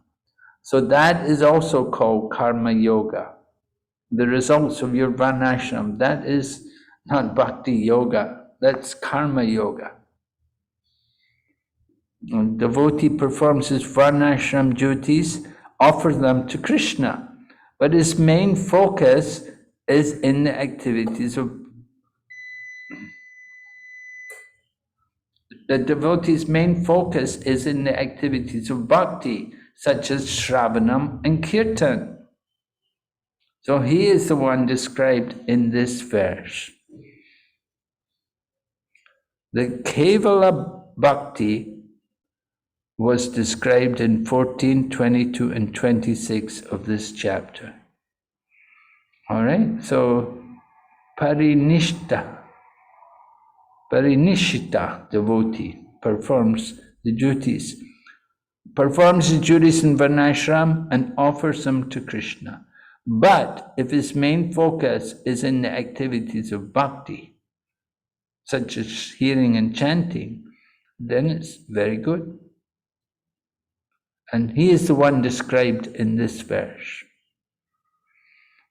So it's just a little down from 26. Oh, Karmarpana, text 27 and 28. Someone can read this story?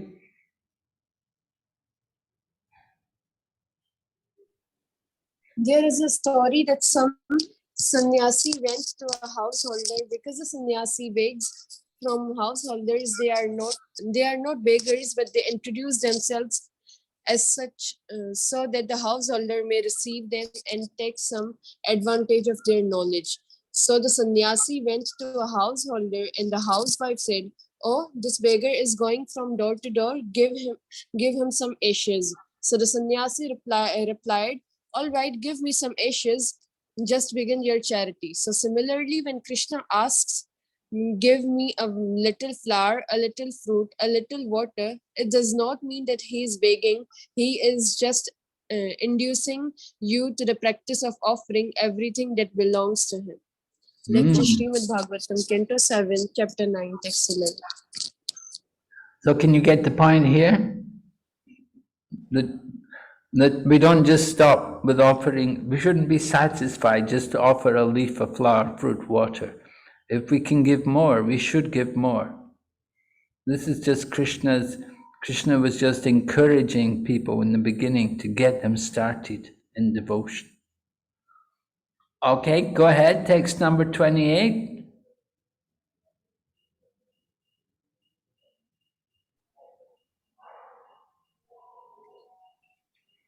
Shubha Shubha Phalar Evam Moksha Se Karma Bandhanai Sannyasa Yoga Yuktatma Vimukto Mam Upashasi. In this way, you will be freed from bondage to work and its auspicious and inauspicious results. With your mind fixed on me in this principle of renunciation, you will be liberated and come to me. All right. So what is auspicious and inauspicious? And sometimes people, we become very concerned. What is auspicious? What is inauspicious? But we want to fix our mind on Krishna. That's the important thing. And fixing the mind on Krishna, that is called the principle of renunciation. So what is actually renunciation? Fixing our mind on Krishna. One whose mind is fixed on Krishna, he is actually renounced. And he will come to me. Then text 29, read. Samo aham sarva bhuteshu na me dvesho asti na priya ye bhajanti tu mam bhaktya mai te teshu chapyaham. I envy no one, nor am I partial to anyone. I'm equal to all. But whoever renders service unto me in devotion is a friend, is in me, and I'm also a friend to him. So we can see in this verse, there are two parts to it. First of all, Krishna says in the beginning, he said, I envy no one. I'm not partial to anyone. I'm equal to everyone. So that's the first part. Of course, Krishna doesn't have anything to envy anybody for, because he's Krishna. He's not lacking in anything. He's not lacking in renunciation. He's not lacking in wealth. He has everything in full. So he's not envious of anyone, and he's not particularly partial to someone. He said, I'm equal to everyone. But then the second half of the verse, he says, he kind of turns it round a bit. He said, whoever renders service to me in devotion is a friend, is in me, and I'm also a friend to him. So the second half of the verse, Lord Krishna shows his special appreciation for his devotees, those who are giving him confidential service. So they're very dear to Krishna. So it appears like there's a contradiction there, because in the beginning he says he's equal, but then he said, no, somebody gives devotion to me, then he's very dear to me. So Krishna indicates that not everybody is fully equal. Those who are devotees are very special. They're not equal to everyone. They have a very intimate connection to Krishna. And Prabhupada explains, he said, why not? He said, just like a mother, she may love all children, but she has a special love for her own child. So that is the idea. The one who is the mother, she will have the special love for her own child. In the same way, Krishna has a special love for his devotees. All right, here's from Prabhupada's purport. Someone read. One may question here that if Krishna is equal to everyone and no one is his special friend, then why does he take a special interest in the devotees who are always engaged in his transcendental service? But this is not discrimination, it is neutral. Any man in this material world may be very charitably disposed, yet he has a special interest in his own children. The Lord claims that every living entity in whatever form in his son, and so he provides everyone with a generous supply of the necessities of life. He is just like a cloud which pours rain all over, regardless of whether it falls on rock or land or water. But for his devotees, he gives specific attention. Such devotees are mentioned here. They are always in Krishna consciousness, and therefore they are always transcendentally situated in Krishna. Thank you, Mataji. Yes. So Prabhupada very clearly explains here the special relationship which Lord Krishna has with his devotees. Although he loves everyone, but still he has a special feeling for his devotees. And he maintains them, takes care of them. All right, we have to go on to the last section of this chapter here. We're going to hear about some devotees who may be doing something which is really not proper, described here as abominable action. So, durachar, right? They're apichat suduracharo. They're abominable. They've done something disgusting. So, text number 30, someone read. अपि चेसु दुराचारो भजते माम अनन्य भाग साधुरेव समन्तव्या सम्यक् व्यवसितो हि सः. Even if one commits the most abominable action, if he is engaged in devotional service, he is to be considered saintly because he is properly situated in his determination. All right, so we're hearing again about determination. We must be determined, engaged in devotional service. So he's done something, or maybe he has some habit which he's not able to give up. He's done something which was really bad. but at the same time he's doing devotional service. So Lord Krishna says he should be considered saintly. And why? Because he's situated in his determination. Now, if he was not determined, if he did something disgusting, he would just give up and go away and feel ashamed. But because he's so attached, because he's so determined, he wants to do devotional service, he wants to serve Krishna, so he doesn't go away. And he takes the criticism, he takes the shame of having performed activities which were really abominable. Right? Lord Krishna. So here's a question for you. How could the message of statement of Lord Krishna in chapter 9, verse 30, that his devotee will never perish, be misunderstood? And what is the actual meaning here? So text number 30. The devotee will never perish. Actually, it's not really in this verse. The devotee will never perish. But you know the verse, right? You all know Kunti apriti janahi name bhakta pranashyati. So it's not in verse 30. What verse is that? Verse number?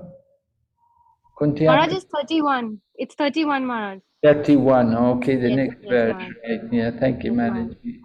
Maharaj. So, how could that message be misunderstood?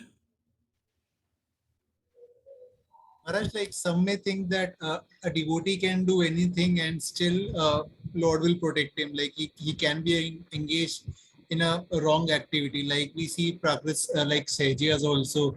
On the name of devotional service, they sometimes do wrong activities also, which are not approved by the scriptures. So some people might think that that Lord will still protect them. Yes, right. Can you think of what kind of activities they may have done and they thought the Lord will protect them? Like taking intoxication, like taking like tobacco and all those tobacco, basically. Like sometimes they take those kind of things. And Yes. some intoxicants also, like ganja and those things. Yes, good. Marriages, any comments on this? So I just want to say that it talks about if someone does it by accident, right? So it's not an intentional offense or a fall down. It is something which is coincidence. Well, coincidence, right? it's not necessary. That may be true, but may not. It may be that it's habitual. That he does it more than once. He does it again and again. He's not able to give it up. So habit is also, isn't it like accidental, because we don't know that this is part of our life and we keep doing it again and again, even if we try not to do it. Do you think that this is so? Yeah, but it's not intentional, right? Because you're habitual and it's not intentional. So does Krishna protect if it's not an intentional mistake or the mistake happens? So I could think of, say, any offense against Vaishnavas, can an accidental offense against Vaishnava, or you say something against someone, do you think that Lord Krishna would still protect the devotee? Yes, I think so. Maharaj, I believe that, not I believe, Maharaj, devotional service is so potent that there is no need to do any prashit in this. What we have to do, what we are already doing. If somehow or by chance, if somebody by mistake or somebody commits any offense or any mistake, so he needs not to do any prashit. The prashit in the devotional service is to be determined and be confirmed and be fixed our mind that we will not do this mistake, we will not commit this mistake again, and more strictly we have to perform the activities of spiritual life. The reason is devotional service is so potent. Yes, devotional service is very potent, but somehow he may be in his heart, he may not like to do the activity again, but somehow he may do it again. Just why in second chapter we had the question of Arjuna, why do people perform activities even unwilling, as if engaged by force? Or third chapter, right? As if engaged by force. So there's a force, that force, which unwilling, we're unwilling, but still we do it. Maharaj, as we were reading that devotional if we just follow the instruction of Guru, so devotional service is so potent that it will take away the tendency even from our heart to commit mistakes or sin. It is so potent. We just have to be determined. And yes, there are three modes of material nature who forces us, but still we have to be engaged in the devotional service. Yes, that's right. Yeah, we have to be engaged in devotional service.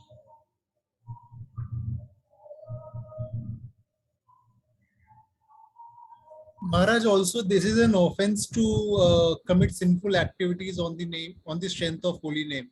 So if we are doing wrong activities and thinking that our spirituality will counteract, so actually we are committing an offense against holy name and devotional service.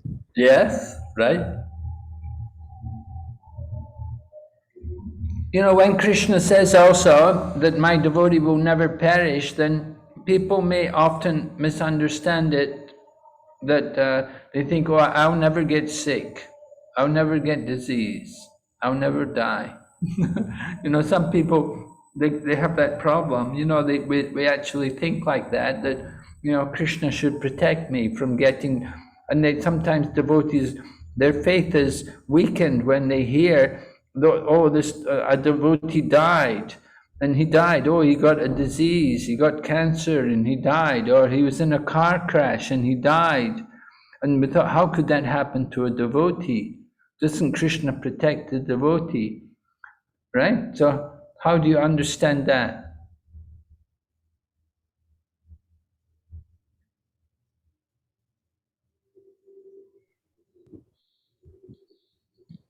Oh, you're all shocked. Yeah, go ahead, Prabhu. Maharaj, like problems will come in the life of devotee. Like Pandavas also had to undergo so many problems. So it because in material world, their problems will be there, but a devotee is always equipoised. Like Parikshit Maharaj was also cursed that he will die within 7 days, but he knew that like I should not, instead of like criticizing or thinking that why Lord is doing like this with me, he thought that this is a special mercy of Lord on me, and I can engage my time in hearing and chanting the glories of Lord. So devotee takes everything as mercy of Lord, like Lord Brahma also told, like I'm not remembering that verse, that Hridvag Vapurbir Vidya Namaste Jiveti Mukti Padesa Daibag. That devotee, although he has so many problems in his life, still, like yes, Tatyanukampa Sumsamikshamano, that he just considers everything like whether tribulations, problems are coming, that also has mercy in his life, whatever is coming in his life. Yes. Yeah, that's an advanced devotee, but not everybody's up to that. You know, it's high level devotion to think like that. But some newer devotees, I remember there was a newer devotee, and he'd recently been initiated, and then like about a month or two later, he was diagnosed with cancer. And so it was a great shock to him, because he thought, you know, that how is it possible? I'm taking initiation and now I've got cancer. And he said to me, how will I ever be able to preach to my friends? Like when they know like this, they'll say, oh, you see, your faith didn't protect you. Your religion is no good, didn't protect you. So some people think like that. So I explained to him, I told him, I said, no, you have to preach to them now. And tell them that, you know, we're all going to die, that this planet is Mrityu Loka. and everyone's dying, but we don't know when we're going to die. But Krishna is so kind, he's informed me that I've got this disease and that my death is imminent, and I have to prepare myself. So that's one act of mercy of Krishna. And I know how to prepare myself for death as well. I'm not bewildered about it. And I know that death is simply the change of the body. I'm giving up one body, I'm going to accept another body. So there's nothing to be lamented. And so I said, it's a good time for you to preach to people and convince them about the power of this philosophy. Yeah, he was a little bewildered, poor fellow. But, you know, I encouraged him that you should preach. I said, don't think that this can't happen to anyone. It happens to everyone. Just because you're a devotee, don't think it's not going to happen to you. Yeah, we all get disease, we all get old age, we all get death. But we're not bewildered by these things because we have Krishna consciousness. Is it clear, everyone? Yeah? Yes, Maharaj, but I want to ask one thing, Maharaj. Yes, the answer is that we will not be bewildered, and whatever, and to surpass that phase, we get strength from Krishna only.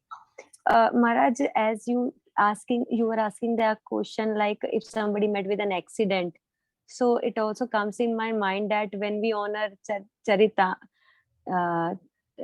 Charitamrit, so we say that Akal Mityu Harnam Sar Vyadhi Vinashanam. So Vishnu Charnutva Pitve Punarjanam Na Vidyate. Maharaj, how to understand if somebody honors Charitamrita and met with an accident?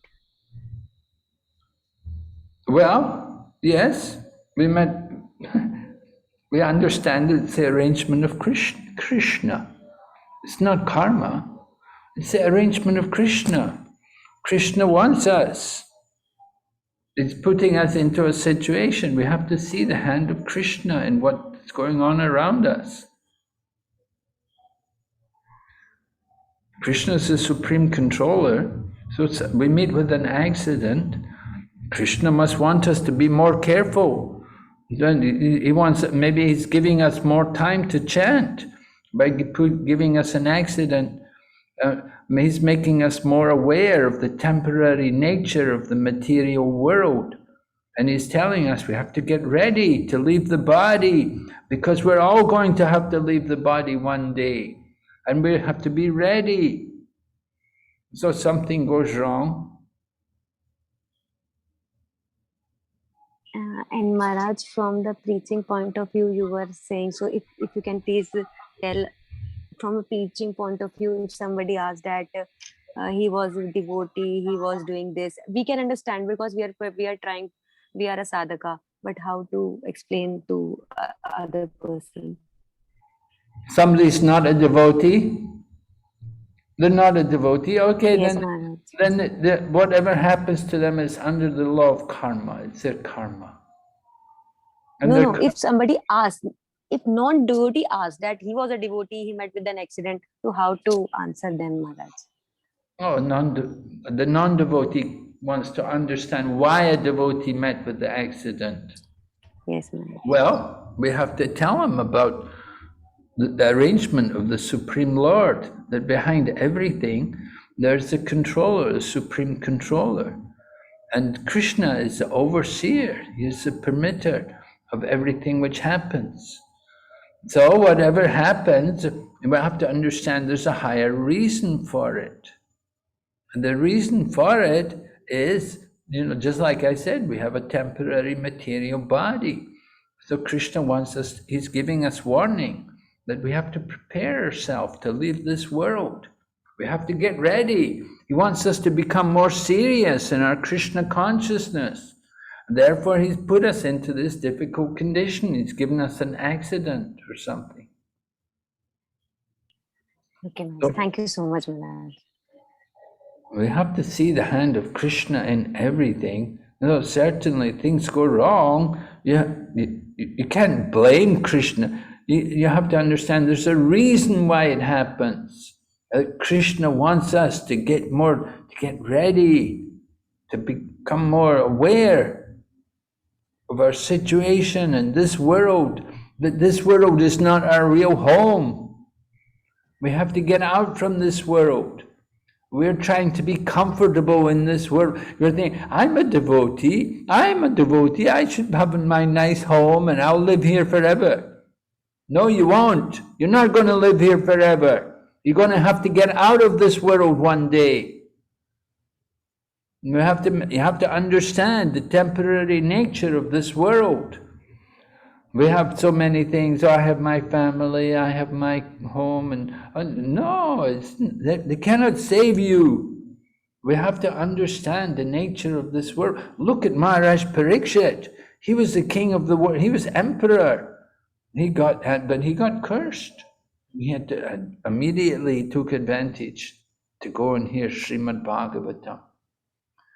Right? If you know you have 7 days to live, are you going to give up everything and just sit and hear Srimad Bhagavatam? Yes, Maharaj. I hope so. Yes, Maharaj. Yeah. I hope you're not just saying that, but often, oh, why me? Why I have, oh, can we do something to save me? We run to make so many arrangements to try to save ourselves. We want to prolong the body in the material world. Okay, we'll go ahead. Someone read this one. The words sadhu eva he saintly are very emphatic.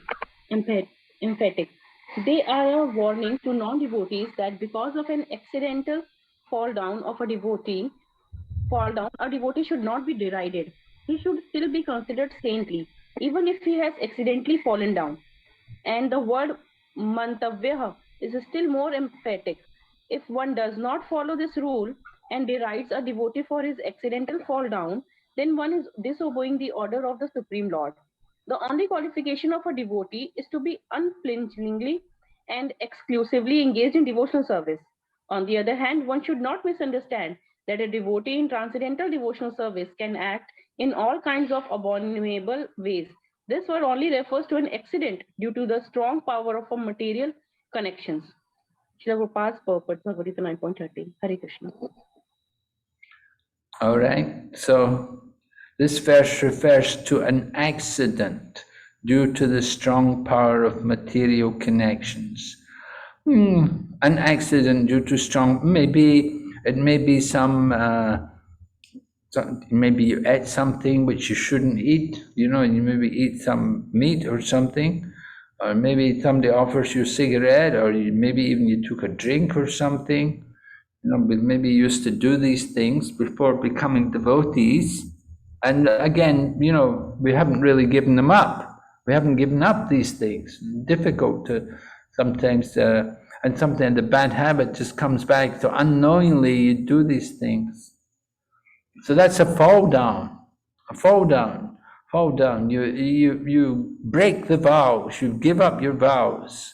Maybe not deliberately, but somehow you accidentally you didn't keep your vows which you promised. So the prayaschit is, of course, devotional service.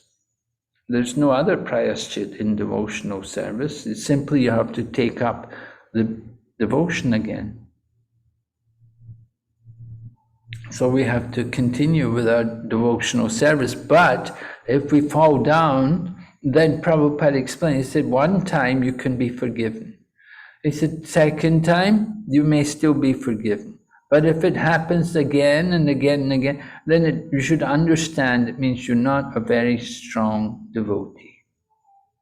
Okay, you're not very strong in your Krishna consciousness if it's happening regularly.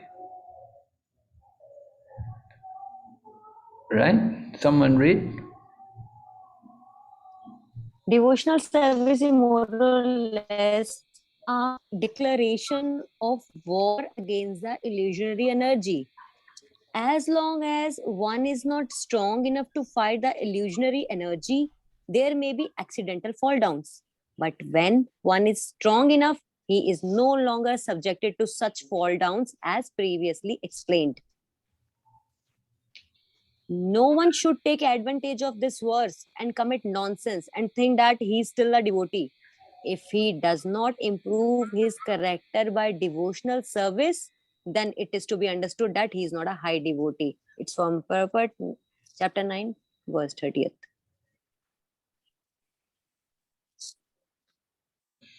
Prabhupada he's got some standards on these things.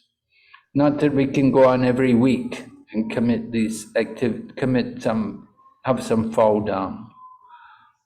Sometimes once or twice you can be forgiven, but not regularly. So we have to understand what is meant here in this verse. Don't take advantage to do sinful activities and think that we're still devotee. All right, then text 31. Someone read. क्षिप्रं भवति धर्मात्मा शाश्वत शान्ति निगच्छति कौन्तेय प्रतिजानीहि न मे भक्ता प्रणश्यति. He quickly becomes righteous and attains lasting peace. O son of Kunti, declare it boldly that my devotee never perishes. All right, so who's being talked about? Who quickly becomes righteous? The devotee who had the fall down, accidental fall down. Right, yeah. Right. Yeah, Vishwanath Chakravarti Thakur talks about this. Can you read? How can you accept the worship of such a sinful person? How can you eat the food and drink offered by a heart contaminated with lust and anger? Very quickly he becomes righteous. The present is used and not the future to express the fact that having committed sin by remembering the Lord, he becomes repentant and thus very quickly becomes righteous. Oh, how unfortunate I am. There is no one as low as I, bringing bad name to the devotees. Repeatedly, Shashwat. He feels completely ni for Nitaram, disgust Santim for those actions. Or the use of the present tense can indicate that in the future he'll develop righteousness fully, but even right now it exists in a subtle form. After taking medicine, though the destructive effects of fever or poison remains for some time, it is not considered seriously. Thus, with the entrance of bhakti in his mind, the sinful actions are not taken seriously. Okay, so interesting example is given here at the end. Just like somebody may have a fever, and so you take some medicine, and the medicine may have some poison may be there in the medicine. Or the effect of the fever is the poison. The effect of the fever and the poisons which are there in the body will remain for some time. But because you're starting to take the medicine, it's not considered seriously. In the same way, the sinful actions are not taken seriously with the entrance of bhakti, because the person's engaging in devotional activities. So he's doing bhakti. So his actions, sinful actions, are not taken seriously. Yeah? And it continues, the conversation continues. And the traces of sin such as lust and anger should be considered insignificant, like the biting of a toothless snake. Thus he attains nigachati, complete cessation of lust and anger, santim, permanently saswat. In nigachati, ni stands for nitaram, completely. This means that even during the stage of having tendency to commit sin, he has a pure heart. If he eventually becomes righteous, there would be no argument. However, if a devotee is sinful right up till his death, what is his position? The Lord, affectionate to his devotees, then speaks loudly with a little anger. O son of Kunti, my devotee is not destroyed. At the time of death, he does not fall. But arguers with harsh tongues will not respect this. Krishna then encourages the worried, lamenting Arjuna, O Kaunteya, going to the squabbling assembly with the tumultuous sound of drums, throwing your hands in the air, you should fearless declare this. Declare what? Declare that my devotee, the devotee of the Supreme Lord, though committing sin, does not perish, but rather reaches success. Arguments defeated, pride deflated, they should undoubtedly respect you as a guru. This is Sridhara Swami's explanation. But why does the Lord order Arjuna to declare this when he could do it himself? As he will say later, Mam evais yasi satyam te pratijane priyosime. I declare to you that you will truly come to me. You're very dear to me. BG 18.65. In the same way, why does he not now say, I declare, Kaunteya, that my devotee does not perish? The reason is explained here. The Lord considered as follows: being affectionate to my devotee and not tolerating even a slight degradation of my devotee, I'll under all circumstances uphold the declaration made by my devotee. Whereas I can break my own promise and accept criticism of myself, just as in breaking my own promise in fighting with Bhishma, I fulfilled Bhishma's promise. Thus, hearing a declaration from my mouth, the materialistic disputers will laugh, but they will accept Arjuna's declaration as if written on stone. Therefore, I will have Arjuna make the declaration. And thus, one should not accept the statements of the falsely intelligent persons who, after hearing about Ananya Bhakti, even of the greatest sinner, think that this declaration made by the pure devotee cannot apply in cases where attachment to wife and children, sinful acts, lamentation, illusion, lust, anger, and other despicable qualities manifest.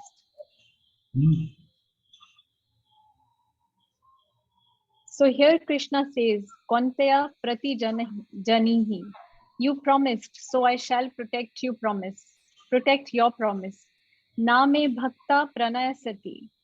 Anyone who has taken to Krishna consciousness will never be destroyed. Name bhakta pranasyati. Of course, a living entity is never destroyed so far as his constitution is concerned. Na hanyate hanyamane. The destruction of this body, is not destruction. The real destruction is that if we lose our spiritual consciousness, we can also lose our identity. In our material conception of life, we are practically destroyed because as spiritual beings, we have a blissful eternal life. We have full knowledge, but here we live in wretched conditions, feeling that life is not eternal, not blissful, and not in full knowledge. So are we already destroyed? We are thinking we are advancing in civilization, but unless we revive our original life of eternity and full knowledge and bliss, we should know that we are not advancing. We are being defeated by the illusory energy. This is destruction. Destruction of real life is materialism. So here Krishna says, Kaunteya prati janahi. Please declare in the world that anyone who has taken to this Krishna consciousness will never be destroyed. He'll never go back again to the material life of sense gratification and to this material existence full of miseries. Lecture on BG 9.27 to 32, New York, 1966. For some reason, I'm reading the New York lectures. I think this is the third or fourth one. Thank you, Hare Krishna. Yes, Prabhupada encouraging devotees. Anybody who's come to Krishna consciousness will never be destroyed. He can never go back again to that material life of sense gratification. So this is Krishna's words here. We may say, well, look, come on, we've seen people come to Krishna consciousness and they go out of Krishna consciousness. Well, sometimes they may go out. It means It can mean two things. One is maybe they were never really in Krishna consciousness. They were physically present, but they were not actually wholly surrendered. They were not really committed to Krishna consciousness. They'd simply come to Krishna consciousness and they were taking part. So physical presence, but not really committed to the practice. And other people who may go out for, they come to Krishna consciousness and they were committed and they were taking part, but somehow they give up. Then they go out for some time, they'll come back after some time. They will come back. Sometimes it happens that they just have to go out and they just have to be in the material world for some more time, and eventually they'll come, after some time, they again come back and take up Krishna consciousness.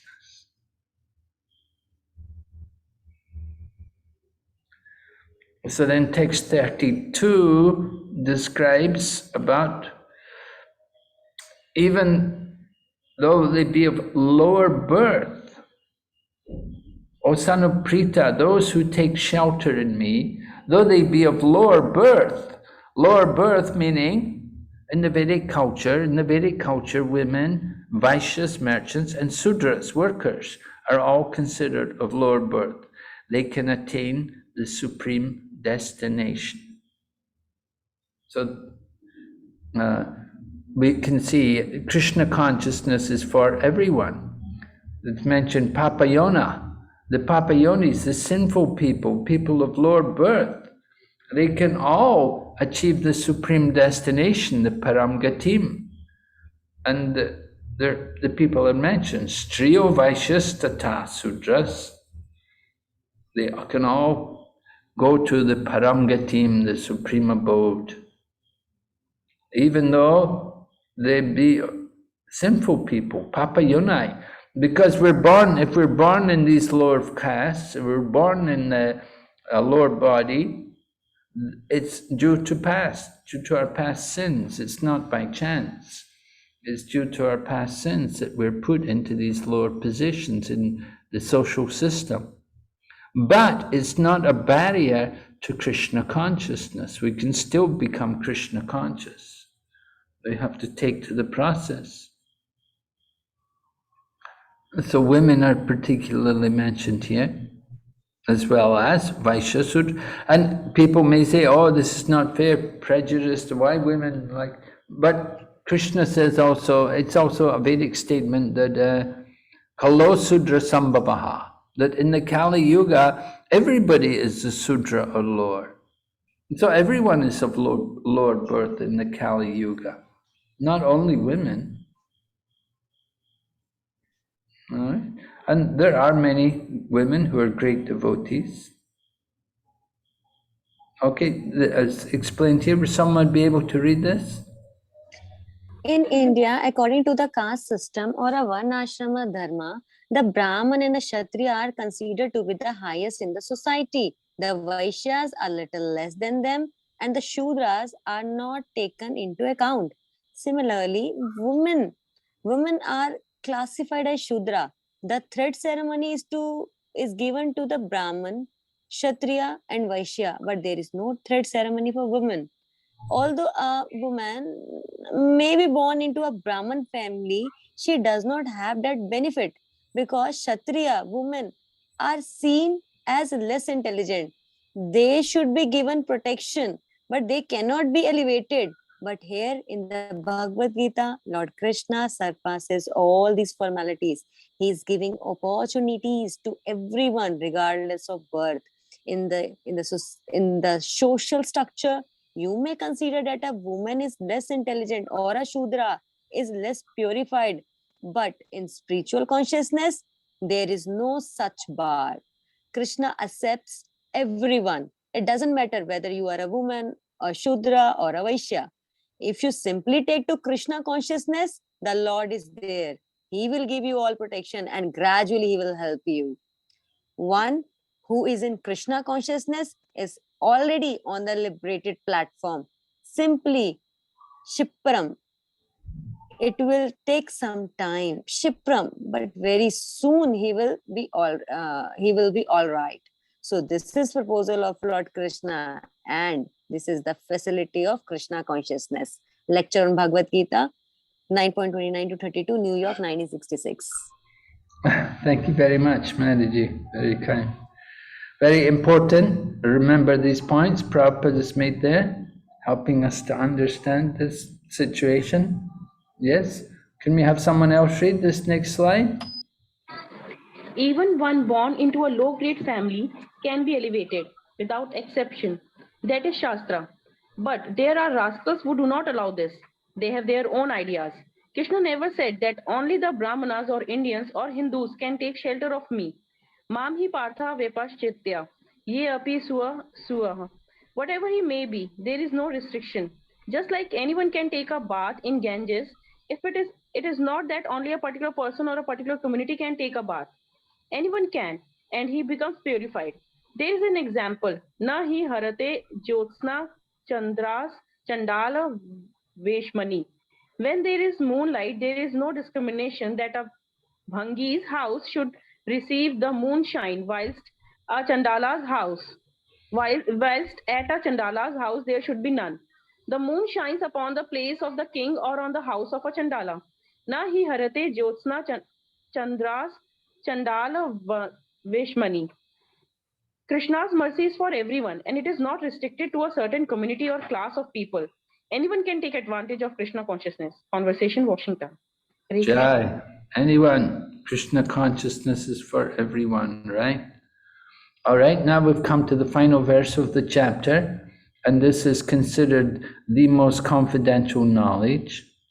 All right, this is the chapter 9 was entitled The Most Confidential Knowledge, and this verse is actually considered the essence of this most confidential knowledge. Someone read? Manmana bhav madbhakto madhyajina mam namaskuro mam evashyasi yuktaevam atmanam matparayanaha. Engage your mind always in thinking of me. Become my devotee, offer obeisances to me and worship me. Being completely absorbed in me surely will come to me. Hare Krishna. All right, so 4 activities are being described in this verse. And first of all, engage the mind in thinking of Krishna. So we heard that also at the beginning of the 7th chapter, the very first verse in the 7th chapter, that now here, O Arjuna, how by practicing yoga and full knowledge of me, you can know me in full free from doubt. Right? Maya satta manaparta, that was the first verse of the 7th chapter, that we had to fix our mind on Krishna. And here also, at the middle of the exact middle of the Bhagavad Gita, the end of the 9th chapter, is the heart of the Bhagavad Gita. And Krishna is saying, fix your mind on me, become my devotee, madbhakta. And then also, offer obeisances, namaskuru, and then worship me, mam evaishyasi yukvaivam, right? Like that, become my devotee. Think of me, become my devotee, offer obeisances, and worship. And the result is, surely you will come to me, because you're fully absorbed. Sarva guyatamam. Sarva guyatamam.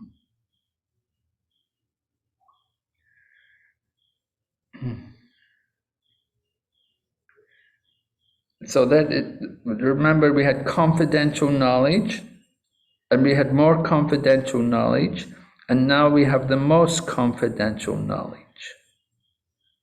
Right? You'll remember confidential knowledge was about the difference between the body and the soul.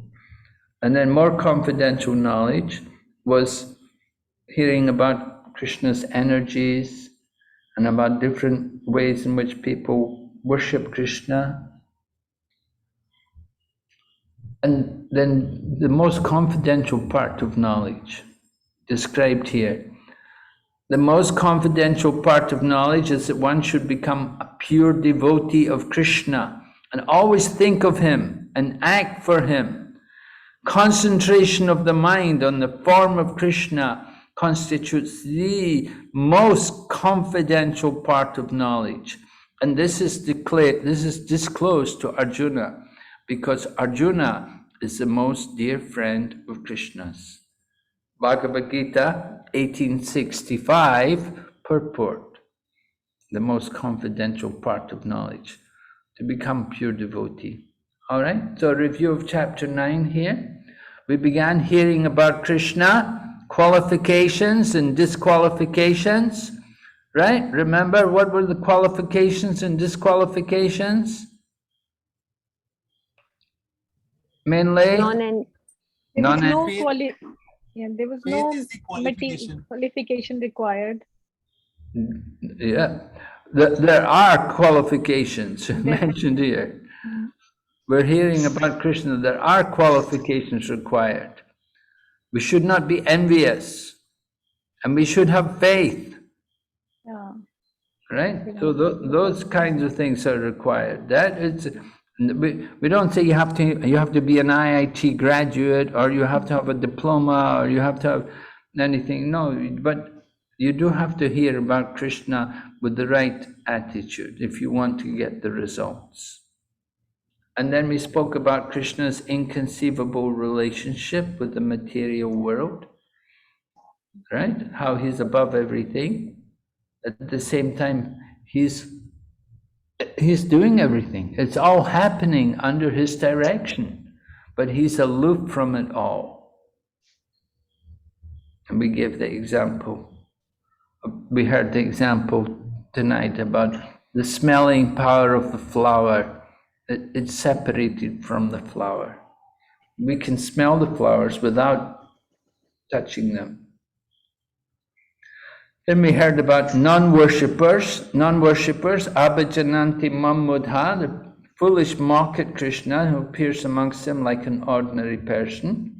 And the result of that, whatever they try to do, mogasya moga karmano, moga jnana vichetata, right? Whatever they try to do, their attempts to cultivate knowledge, or their fruitive activities, or their endeavors to enjoy sense gratification, they will never be successful.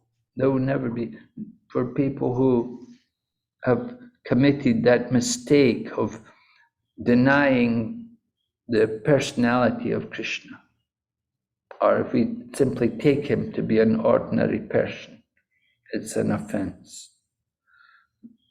So that was 11 and 12, and then 13 and 14 was describing Mahatmas, who are always chanting the glories and endeavoring with determination and worshipping Krishna. And then 15 was a summary and describes the different people, how some people worship the universal form, and some people are pantheists or demigod worshippers, and other people are impersonalists, monists.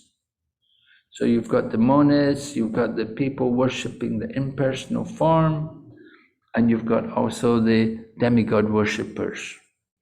And then, so that was there, 16 to 25. We've simply put Krishna is the supreme object of worship. The other processes are worshipping Krishna, but it's all indirect worship, right? The demigod worshippers are indirect. The universal form is also a little bit indirect. And the pantheists are indirect. And then finally we heard about the glories of directly worshipping Krishna.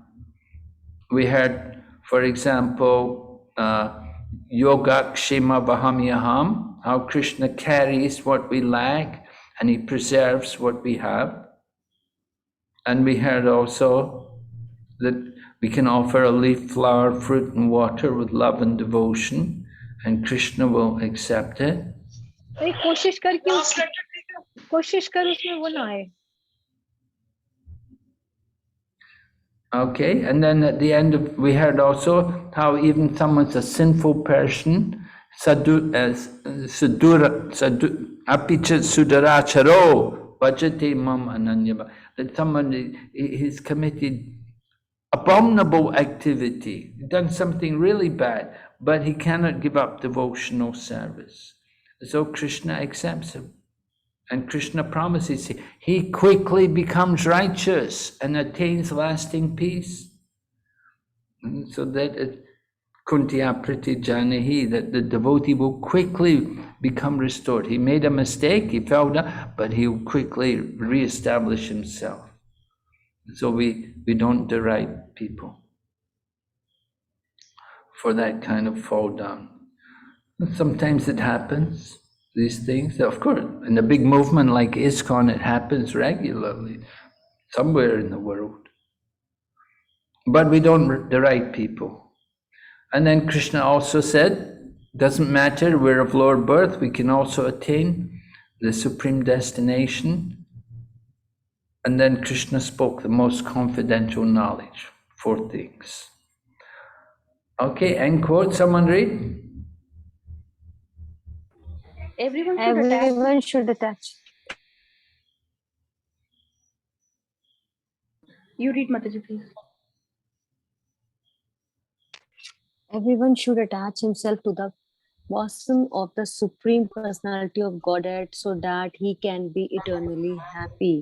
The devotional service of the Supreme Lord is the only process by which all problems of all classes of men can be solved. Everyone should therefore take to Krishna consciousness and make his life perfect. Okay, everybody agree?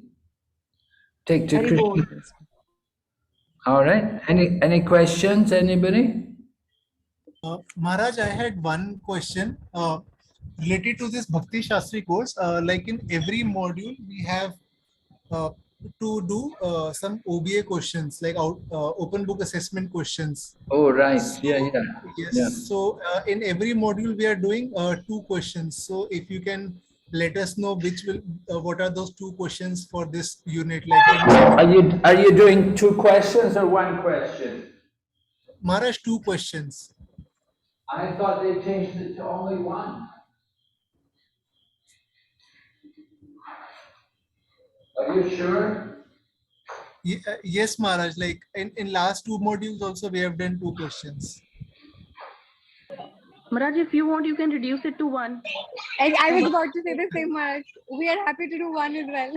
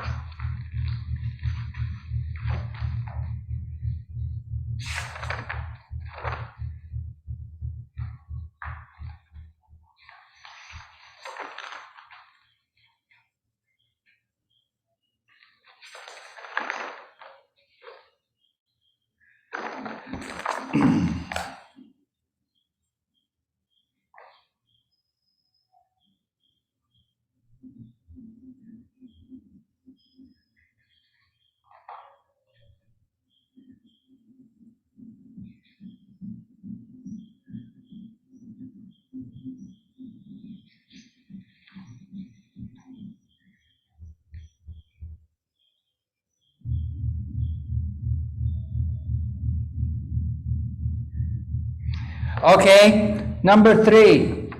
In my book, it's about demigods. I'll read it to you. Explain in your own words the proper understanding of demigod worship with reference to appropriate verses, purports, and analogies from Bhagavad Gita. And then different verses are listed: 3, 10 to 16, 7, 20 to 23, and 9, 20 to 25. Right? That's question number 3. Explain in your own words the proper understanding of demigod worship.